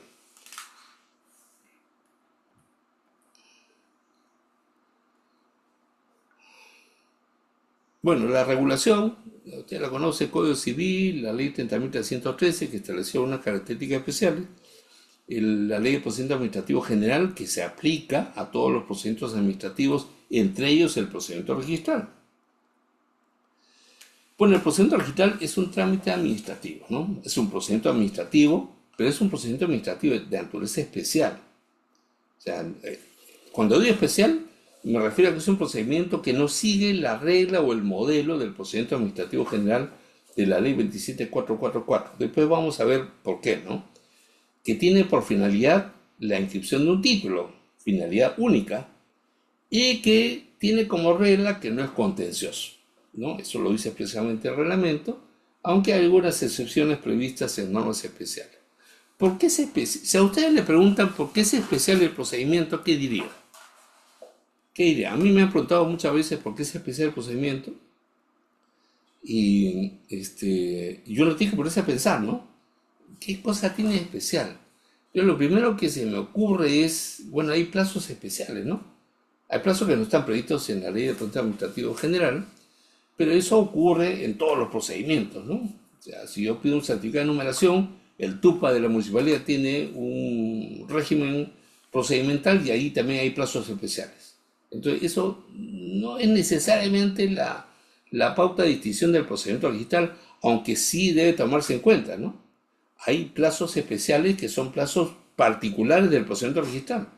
O sea, son plazos que no se comparten con otros procedimientos administrativos. Su trámite es especialísimo. Ese especialísimo significa que la forma del procedimiento digital es una forma que no es compartida por otros procedimientos administrativos. Por ejemplo, cuando el registrador decide no inscribir un título porque tiene un defecto subsanable, genera una observación. La decisión es denegatoria, ¿no? Dice, no se puede porque hay un defecto. No es un defecto insubsanable, es un defecto que se debería poder subsanar.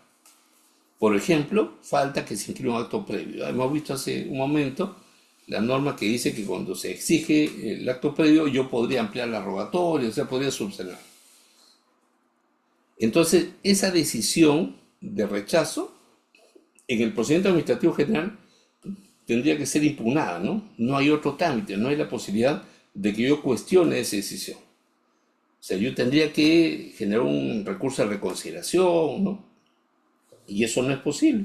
En el procedimiento digital yo puedo subsanar todas las veces que fuesen necesarias durante la vigencia de la siguiente presentación. No hay un número limitado de subsanaciones. Eso no lo tiene ningún procedimiento administrativo. Las decisiones son atípicas. ¿Por qué? Porque se generan mediante actos. Si la decisión es positiva, si el registrador considera que el título merece la inscripción, no genera una forma resolutiva, ¿no? No dice vista la rogatoria y considerando, no. ¿Qué hace el registrador? Genera el asiento de inscripción. Entonces la decisión se transmite de una forma distinta de cualquier otra forma administrativa. Si la decisión es denegatoria, tampoco se formula una resolución. No se emite una resolución generando una observación. No se emite un acto resolutivo generando una tacha sustantiva. Lo que se hace es generar una esquela, ¿no? La forma en que se transmite la decisión no es necesariamente una forma resolutiva. Bueno, y probablemente existan otras más, ¿no? Otras características más, pero ciertamente el procedimiento registral es un procedimiento que se distingue del procedimiento de la pauta general del procedimiento administrativo en general. Y por eso reclama su especialidad.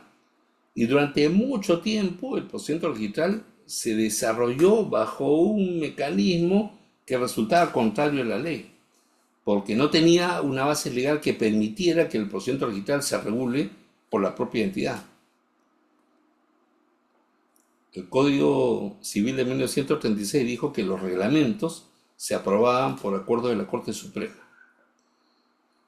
Y así vivió el sistema registral durante muchas décadas, ¿no? El Código Civil del 84 cambió las cosas, ya habían cambiado años antes con la Ley Orgánica de Registros Públicos que se dio a finales del gobierno militar, ¿no? El decreto ley 23095 da la primera Ley Orgánica de los Registros Públicos y entre sus disposiciones dijo que los reglamentos se aprueban por decreto supremo. Y luego, con la creación de la SUNAR, ya no se dijo nada específicamente, pero se le entregó al directorio, lo que se llamó el directorio y que después se convirtió en consejo directivo, facultades normativas. Pero estas facultades normativas después fueron cuestionadas cuando se da la ley del procedimiento administrativo general y se dice que los procedimientos especiales deben ser regulados por ley. Entonces, claro, nadie reparó en el tema, durante muchos años el tema quedó medio en el limbo. La ley de procedimiento administrativo general después dijo que los procedimientos podían ser aprobados por decreto supremo, tampoco se cumplía con la exigencia del decreto supremo.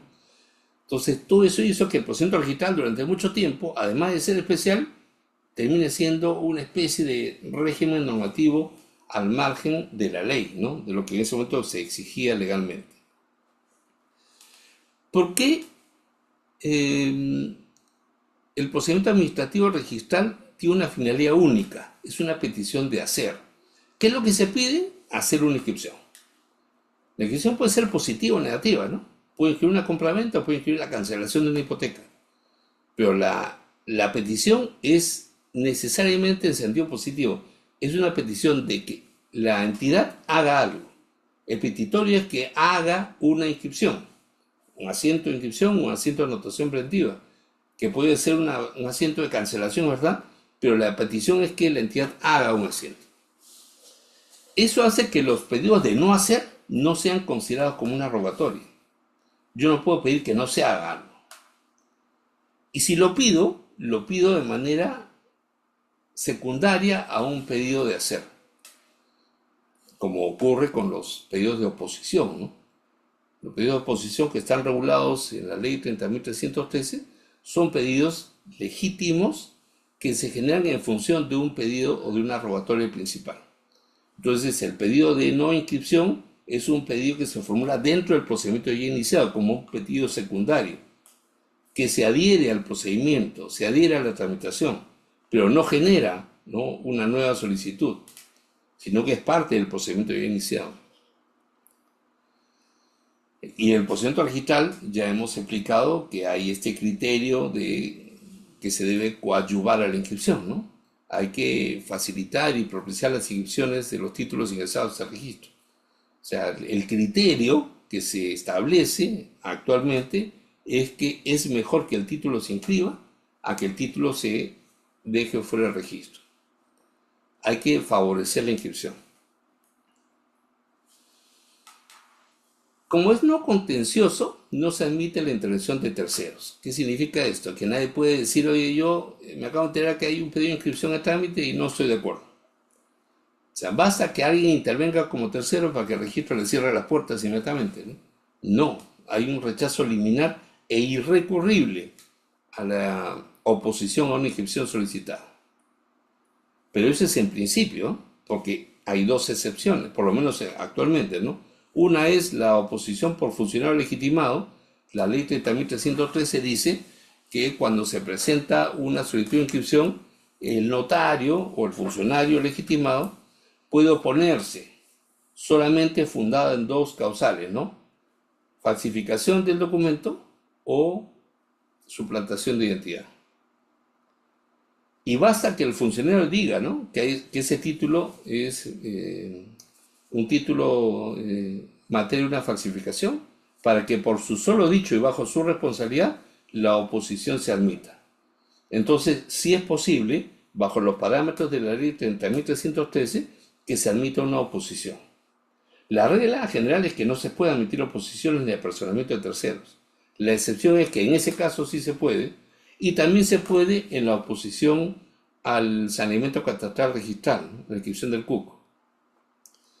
El trámite del saneamiento catastral y registral es un trámite especialísimo, ¿no?, que tiene como particularidad que una vez iniciado el procedimiento con la anotación preventiva del CUC, ¿no?, el Código Único Catastral, cuando tiene área o medidas perimétricas distintas de la inscrita, no se puede inscribir directamente.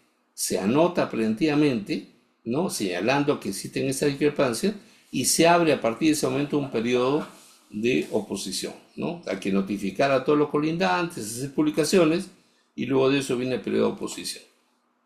Y la oposición se admite, ¿no?, como trámite, y se resuelve administrativamente en el registro. Igual que la ley 30.313, ¿no? El pedido de oposición presentado por un funcionario legitimado es sometido a una evaluación y se resuelve si se admite o no se admite.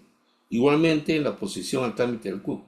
La diferencia es que en la oposición al trámite del CUC hay un problema que se genera a partir de una mala redacción de la directiva. Porque la directiva dice que la oposición se presenta a través del diario. ¿Y por qué el diario? Si lo presento a través del diario va a generar un título, ¿no? Yo por el diario genero presentaciones y las presentaciones generan títulos. ¿Por qué tengo que presentarlo por el diario? Mi opinión es que lo que se ha querido decir es que se anote en el diario que hay una oposición a ese título, ¿no? Porque ese título que generó el inicio del saneamiento catastral y registral, como operativamente ese título ya fue admitido con la anotación preventiva, pareciera que el título ya está cerrado, ¿no? Pero en realidad es un título abierto, porque lo que se ha generado es el inicio de un procedimiento registral de saneamiento. Entonces lo que viene después forma parte de ese mismo procedimiento. La oposición ingresada por el diario genera un título, curiosamente un título de no inscribir. Y esto contraviene la naturaleza de la rogatoria, porque la rogatoria es necesariamente un pedido de inscribir, un pedido de hacer, un pedido de generar un asiento, no un pedido de no hacer, no un pedido de no generar un asiento registral. Las oposiciones siempre son petitorios secundarios a un pedido principal. Yo me pongo a algo que está en trámite, no me puedo poner a algo que no existe, ¿no? Entonces, el obligar que esa oposición ingrese por el diario me parece que es un error.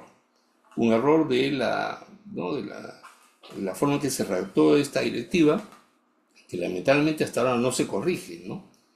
Yo he tenido en varias ocasiones la oportunidad de hacer notar esta inconsistencia, pero no se ha corregido. Bueno, el procedimiento digital además cumple con el principio de legalidad al que nos referíamos hace un momento, ¿no? ¿Por qué? Porque los procedimientos administrativos, por regla general, fíjese usted, esto lo dice la ley de procedimiento administrativo general. ¿Cómo se aprueban los procedimientos administrativos? Por decreto supremo o por ley, en los casos de los procedimientos a cargo del gobierno central. En los casos de los procedimientos a cargo de los gobiernos regionales o locales, se aprueban por ordenanza regional u ordenanza municipal. Y en el caso de los organismos constitucionalmente autónomos, se aprueban por resolución del titular de la entidad. Esta es la regla. Esta es la regla. Entonces, ¿en cuál de estos nos encontramos? Evidentemente en el primero, ¿no? Pues un procedimiento administrativo a cargo de una entidad del gobierno central. La SUNAR. La SUNAR forma parte del sector justicia, por tanto, forma parte del gobierno central. Entonces, según la regla general, los procedimientos de los organismos que forman parte del gobierno central deben ser aprobados por decreto supremo o por ley. Y esta era la inconsistencia, que el procedimiento registral no estaba regulado por decreto supremo ni por ley. Pero esto duró hasta el año 2018. ¿No? Se formularon estas excepciones. Los organismos reguladores ejercen función normativa propia. OCITEL, los INERMIN, bueno, todos esos organismos reguladores tienen facultad normativa propia. Los organismos técnicos especializados del Poder Ejecutivo pueden generar normativa propia si son habilitados por ley o por decreto legislativo. Esto lo dice el artículo 36 de la Ley de Procedimiento Administrativo General.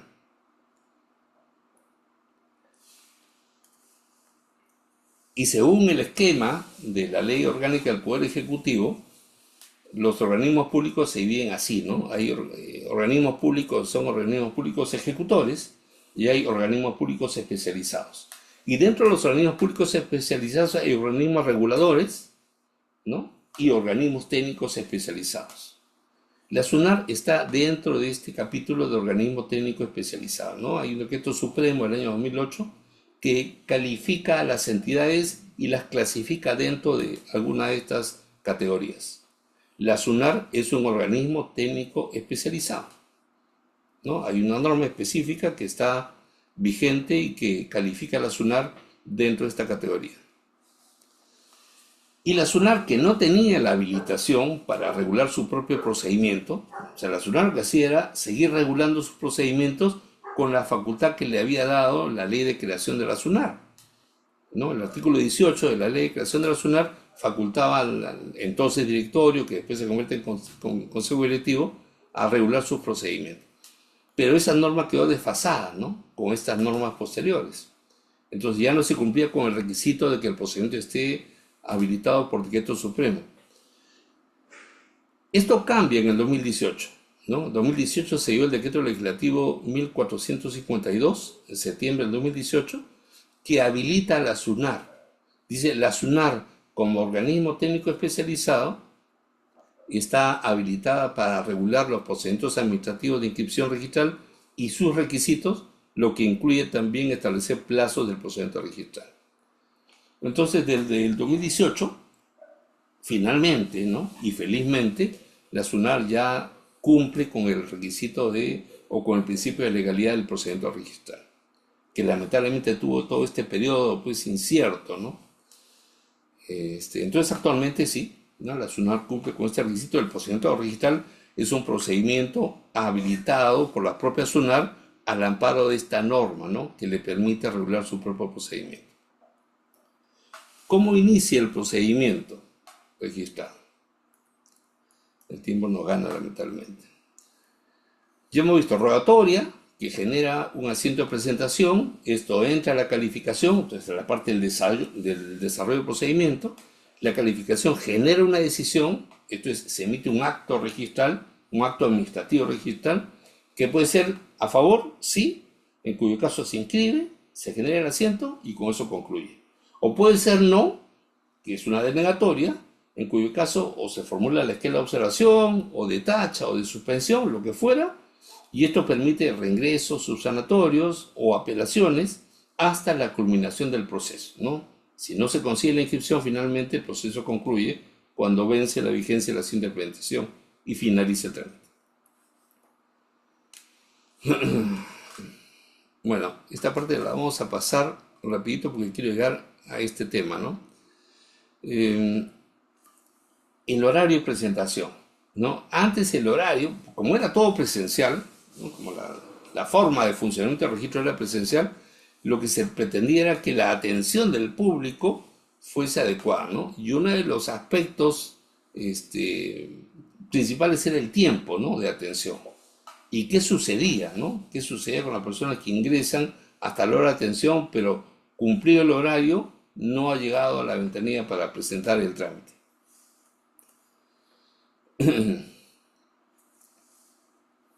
La presentación de títulos, según la norma actual, se efectúa en el horario establecido a nivel nacional por la SUNAR. ¿No? La SUNAR dice el horario de atención es hasta las 4:45 de la tarde, de lunes a viernes.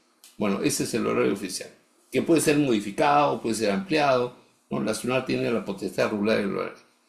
El horario concluye, dice, con la prestación del servicio a la última persona que compareció dentro del horario hábil. Esta es una norma que se deriva de la Ley de Procedimiento Administrativo General, ¿no? O sea, no es necesario que lo diga el reglamento, por supuesto, ¿no? Porque ya está en la ley. Y como dijimos, lo que esté en la Ley de Procedimiento Administrativo General, que no sea incompatible con el procedimiento digital, se aplica. Y lo que dice es que si una persona está dentro de la entidad haciendo la cola y se produce el vencimiento del horario, igualmente debe ser atendida. Esta es una regla para todas las entidades del sector público.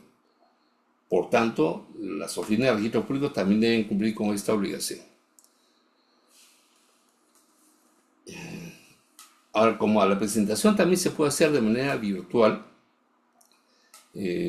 también esto ha tenido su proceso, ¿no? El primer texto del reglamento de la Ley de Gobierno Digital decía que los documentos deben ser presentados desde las 0 horas hasta el término del horario de atención de la entidad de un día hábil, es decir, hasta el horario fijado por la entidad. Si la entidad decía que el horario de atención vencía a las 4:45, entonces hasta ese momento. Después del horario de atención de la entidad hasta las 23:59 horas, se consideran presentados al día hábil siguiente. Entonces sí se podía recibir, pero como estaba fuera de horario, ya se generaban las presentaciones a partir del día hábil siguiente. Este es el texto original de este reglamento. En función de ese texto, la directiva de SUNAR, la que regulaba el funcionamiento del sistema de intermediación digital, también decía algo parecido, ¿no? También se sometía al mismo criterio de respetar el horario de atención presencial. Pero esto sufre modificaciones a raíz de criterios establecidos por Indecopi, ¿no? Indecopi, como todos sabemos, tiene dentro de sus funciones la de determinar las barreras burocráticas ilegales o irracionales, ¿no? Entonces, al analizar otros casos, ¿no? El caso de la SUNAT, estos límites de horario para la presentación virtual de documentos, dijo, la imposición del límite de horario en la atención presencial para recibir solicitudes mediante las mesas de partes virtuales constituye una barrera burocrática ilegal. En pocas palabras, si tengo una mesa de partes virtual, no puedo someter esa mesa de partes al mismo horario de finalización de las ventanillas presenciales. Este criterio generó que muchas entidades adecúen sus normas, ¿no?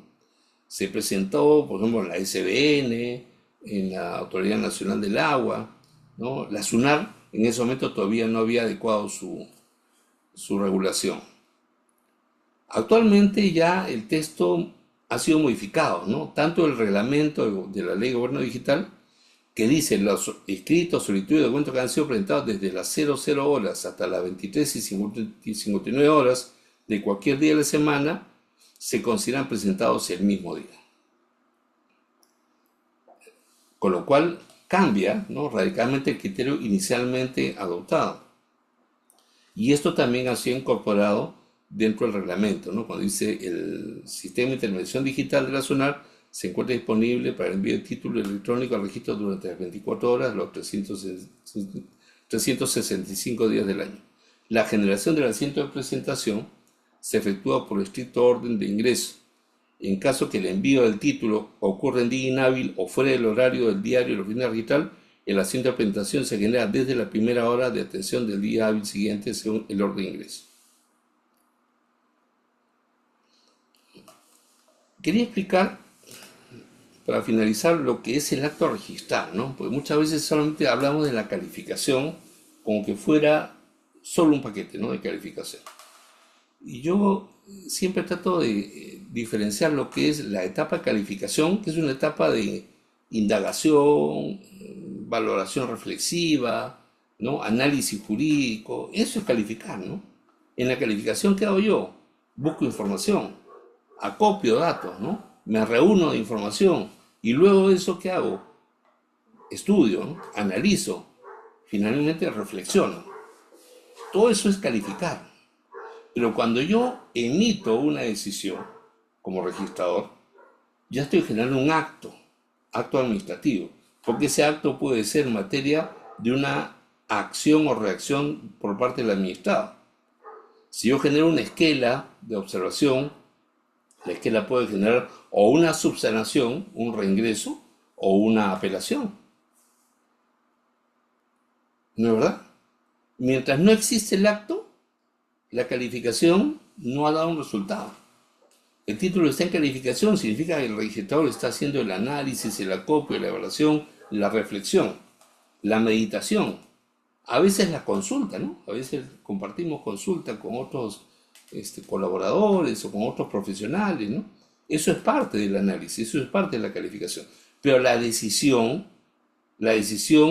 que se comunica al interesado ya no es la calificación, es el resultado de la calificación, pero es más que la calificación, es un acto administrativo, porque es susceptible de que el administrado ejecute algo, ¿no?, de acuerdo al marco jurídico, ya sea una subsanación o una reconsideración, ¿no?, si corresponde contra una suspensión, o una apelación.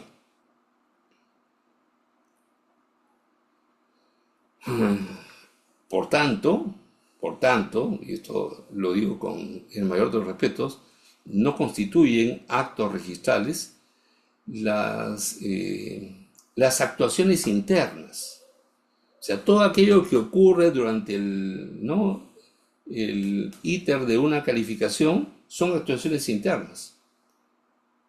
Inclusive el análisis técnico que realiza la unidad de base gráfica registral, ¿no? El informe técnico que emite la unidad de base gráfica registral no es un acto administrativo, ¿no?, es un insumo para la calificación. Eso se entiende, ¿no? Y lo dice además la ley, el artículo 2011 del Código Civil, que ha sido modificado por la ley 31.309, dice claramente que esa labor permite que el registrador realice su función sin que la función se desplace. No es que el órgano técnico realice una función de calificación. Claro que hace un análisis técnico, ¿no? Pero ese análisis técnico va a servir de insumo al registrador para que el registrador decida. Quien decide, quien tiene la competencia de decidir si el título se inscribe o no, es el registrador. El registrador puede hacer suyo los criterios técnicos, pero es su decisión, no la decisión del órgano técnico. Entonces, hay actuaciones de administración interna que no forman parte de los actos registrales, ¿no? Que son insumos que permiten al funcionario competente emitir la decisión, pero que no son actos registrales propiamente dichos. Y esto además sirve, porque acá se generó una confusión con los informes técnicos, para eliminar cualquier posibilidad de que un informe pueda ser materia de una apelación. Como ocurrió, ¿no?, en algún momento de confusión, se dijo que que los informes técnicos podían ser materia de una apelación a través de una instancia técnica. Desde mi punto de vista, un error, ¿no?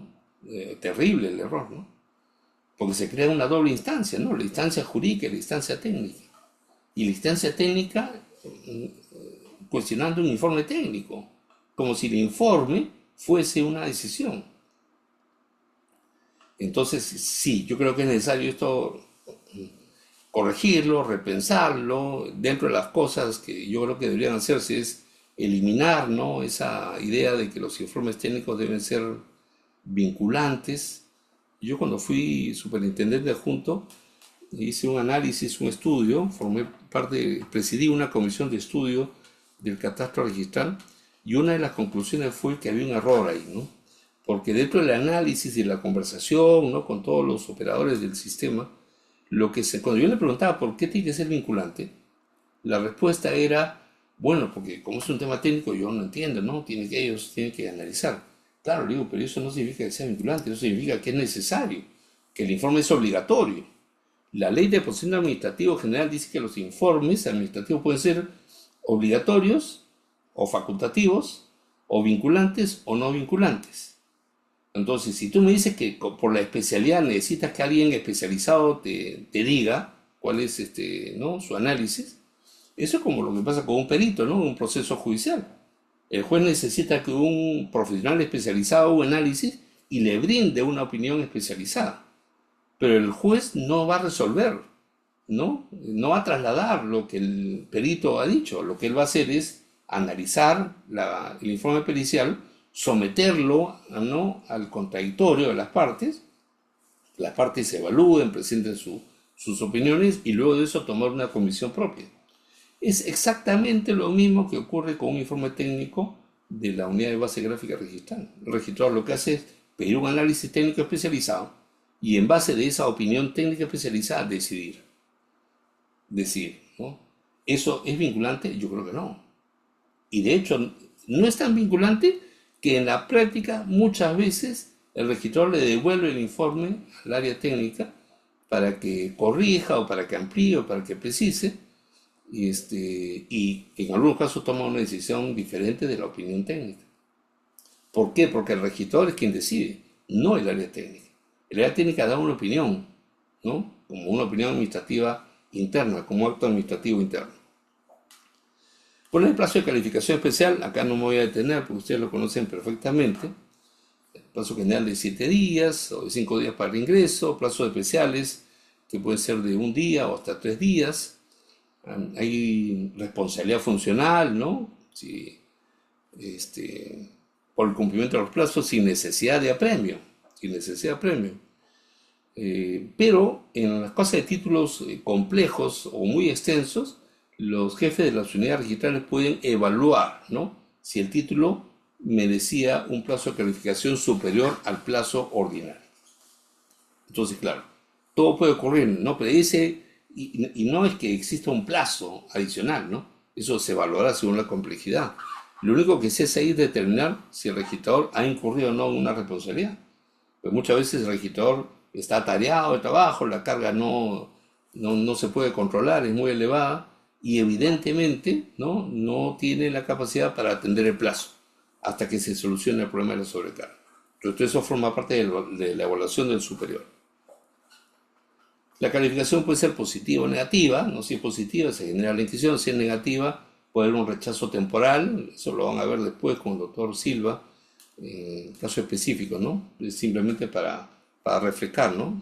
Puede ser un rechazo definitivo, si se trata de una observación por defecto insubsanable o una tacha especial. También puede ser una calificación suspensiva, ¿no? Cuando se encuentra dentro de los supuestos de suspensión, una calificación inhibitoria, o sea, cuando el registrador considera que se debe inhibir porque el tema que está haciendo en materia de la rogatoria se encuentra sometido a un procedimiento o un proceso judicial. Pero en ese caso tendría que cumplirse la concurrencia de los tres elementos que configuran la inhibición. No en cualquier caso, ¿no? O sea, no cualquier proceso judicial genera inhibición o no debería generar inhibición. Es un tema que es medio confuso. El Tribunal Registral lamentablemente ha confundido más el tema con uno de los precedentes aprobados hace algunos años. Yo creo que hay un error, ¿no? En la apreciación de lo que es una inhibición, porque no se trata, fíjense ustedes, ¿no?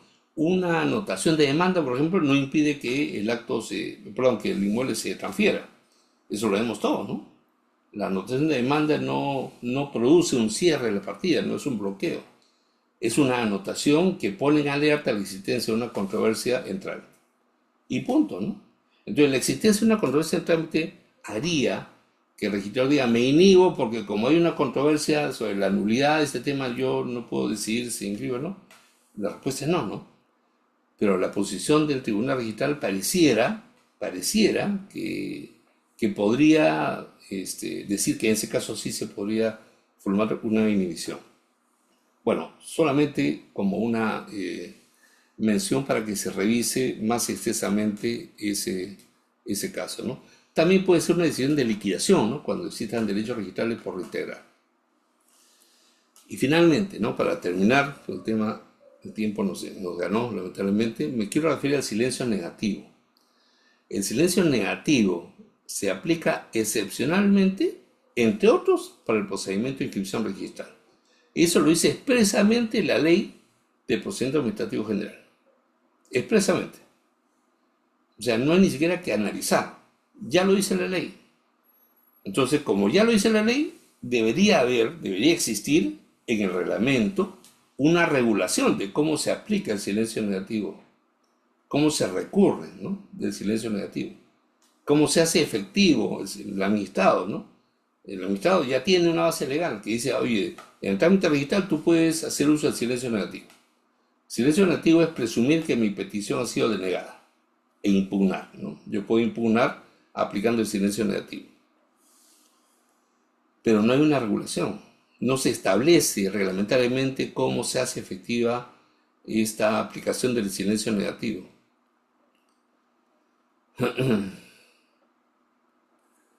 El Tribunal Constitucional ha dicho, pues, en términos generales, ¿no? Que por el principio del debido proceso se irradia todo tipo de proceso y procedimiento, cualquiera que fuese su naturaleza, lo cual incluye tanto el procedimiento administrativo como el registro.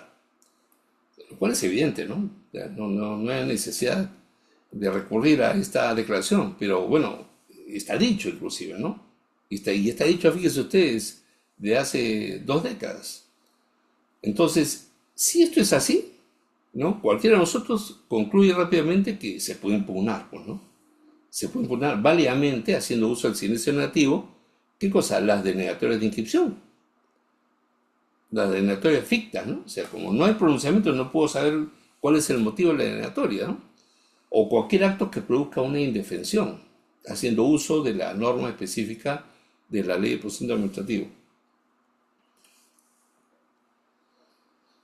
Bueno, en el silencio hay omisión de pronunciamiento, ¿no? O sea, no sé por qué me han rechazado, solamente sé que venció el plazo y no me dieron una respuesta. Entonces me doy por rechazado, o sea, considero que mi pedido no ha sido atendido. Se considera tácitamente desestimar la solicitud sin expresión de fundamentos y por tanto yo no puedo contradecir los fundamentos de la denegatoria, porque no hay fundamentos. Hay un vacío, ¿no? O sea, simplemente hay un plazo vencido y hay la potestad del administrado de invocar el silencio negativo. Fíjense ustedes, ¿no? Esas son las dos únicas reglas que puedo objetivamente tener presente. Hay un plazo, los plazos hemos visto que son plazos reglamentarios, y el plazo está vencido.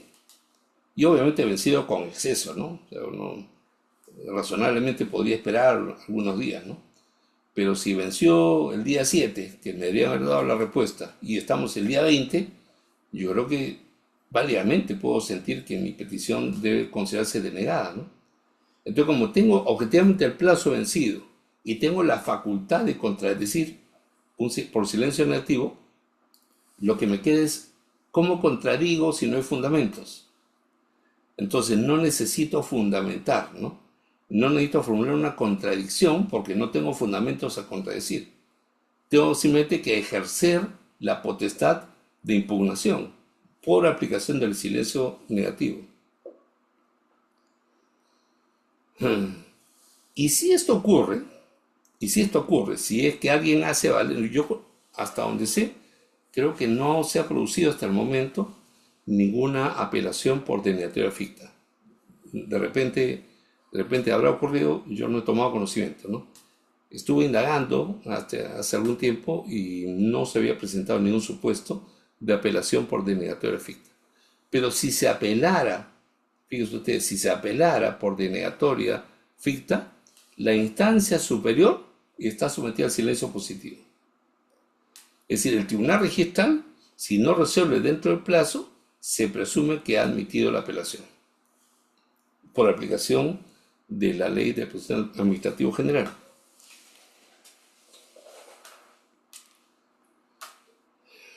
Bueno, ¿por qué? ¿Cuál es el análisis costo-beneficio del silencio negativo, ¿no? Ante la omisión del pronunciamiento registral dentro del plazo máximo, ya hemos puesto el ejemplo, ¿no? Se vencieron los 7 días, me espero algunos días más, y llega el doble, ¿no? Ya es el día 15 y yo considero que ya, pues ya es necesario, ¿yo qué podría hacer frente a eso? Lo primero que hago es reclamar, pues, ¿no? A través de la Defensoría del Usuario, a través del coordinador, ¿no?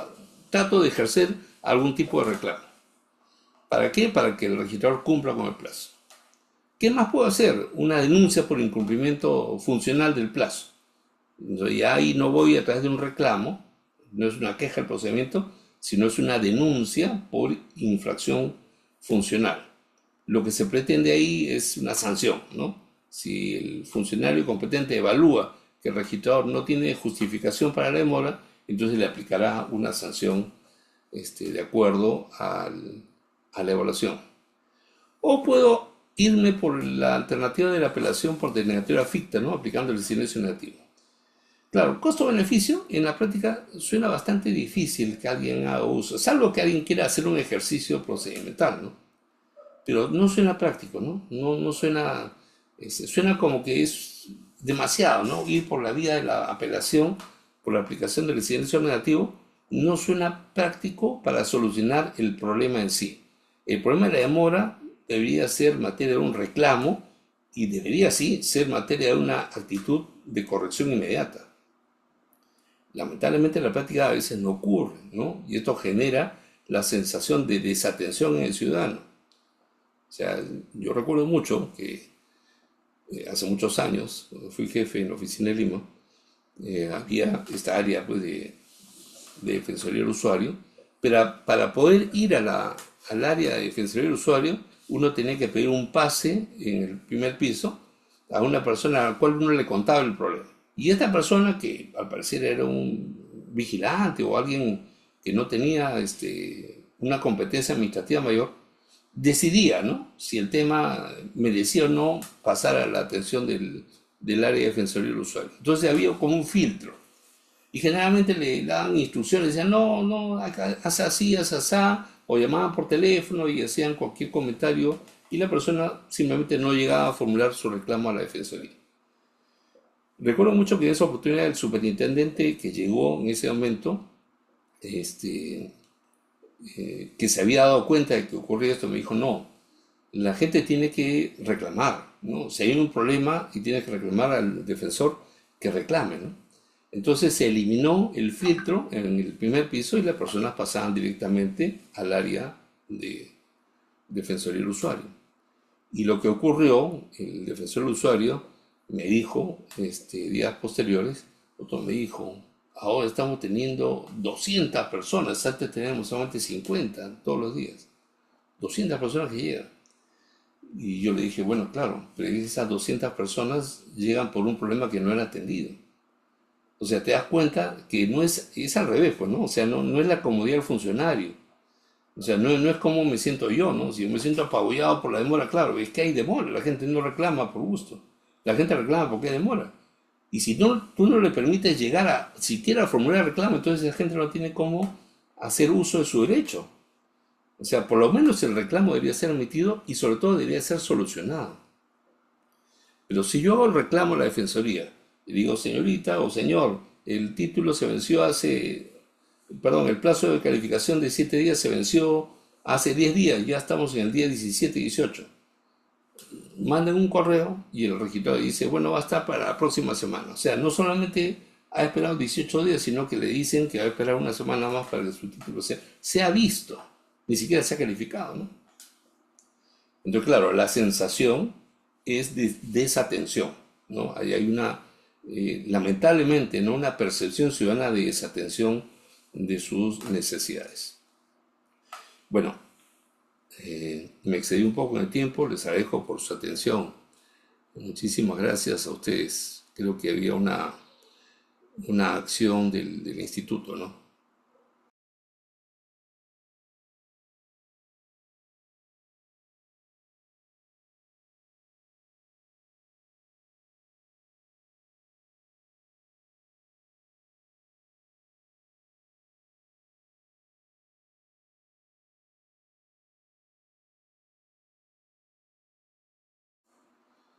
Stephanie, por favor.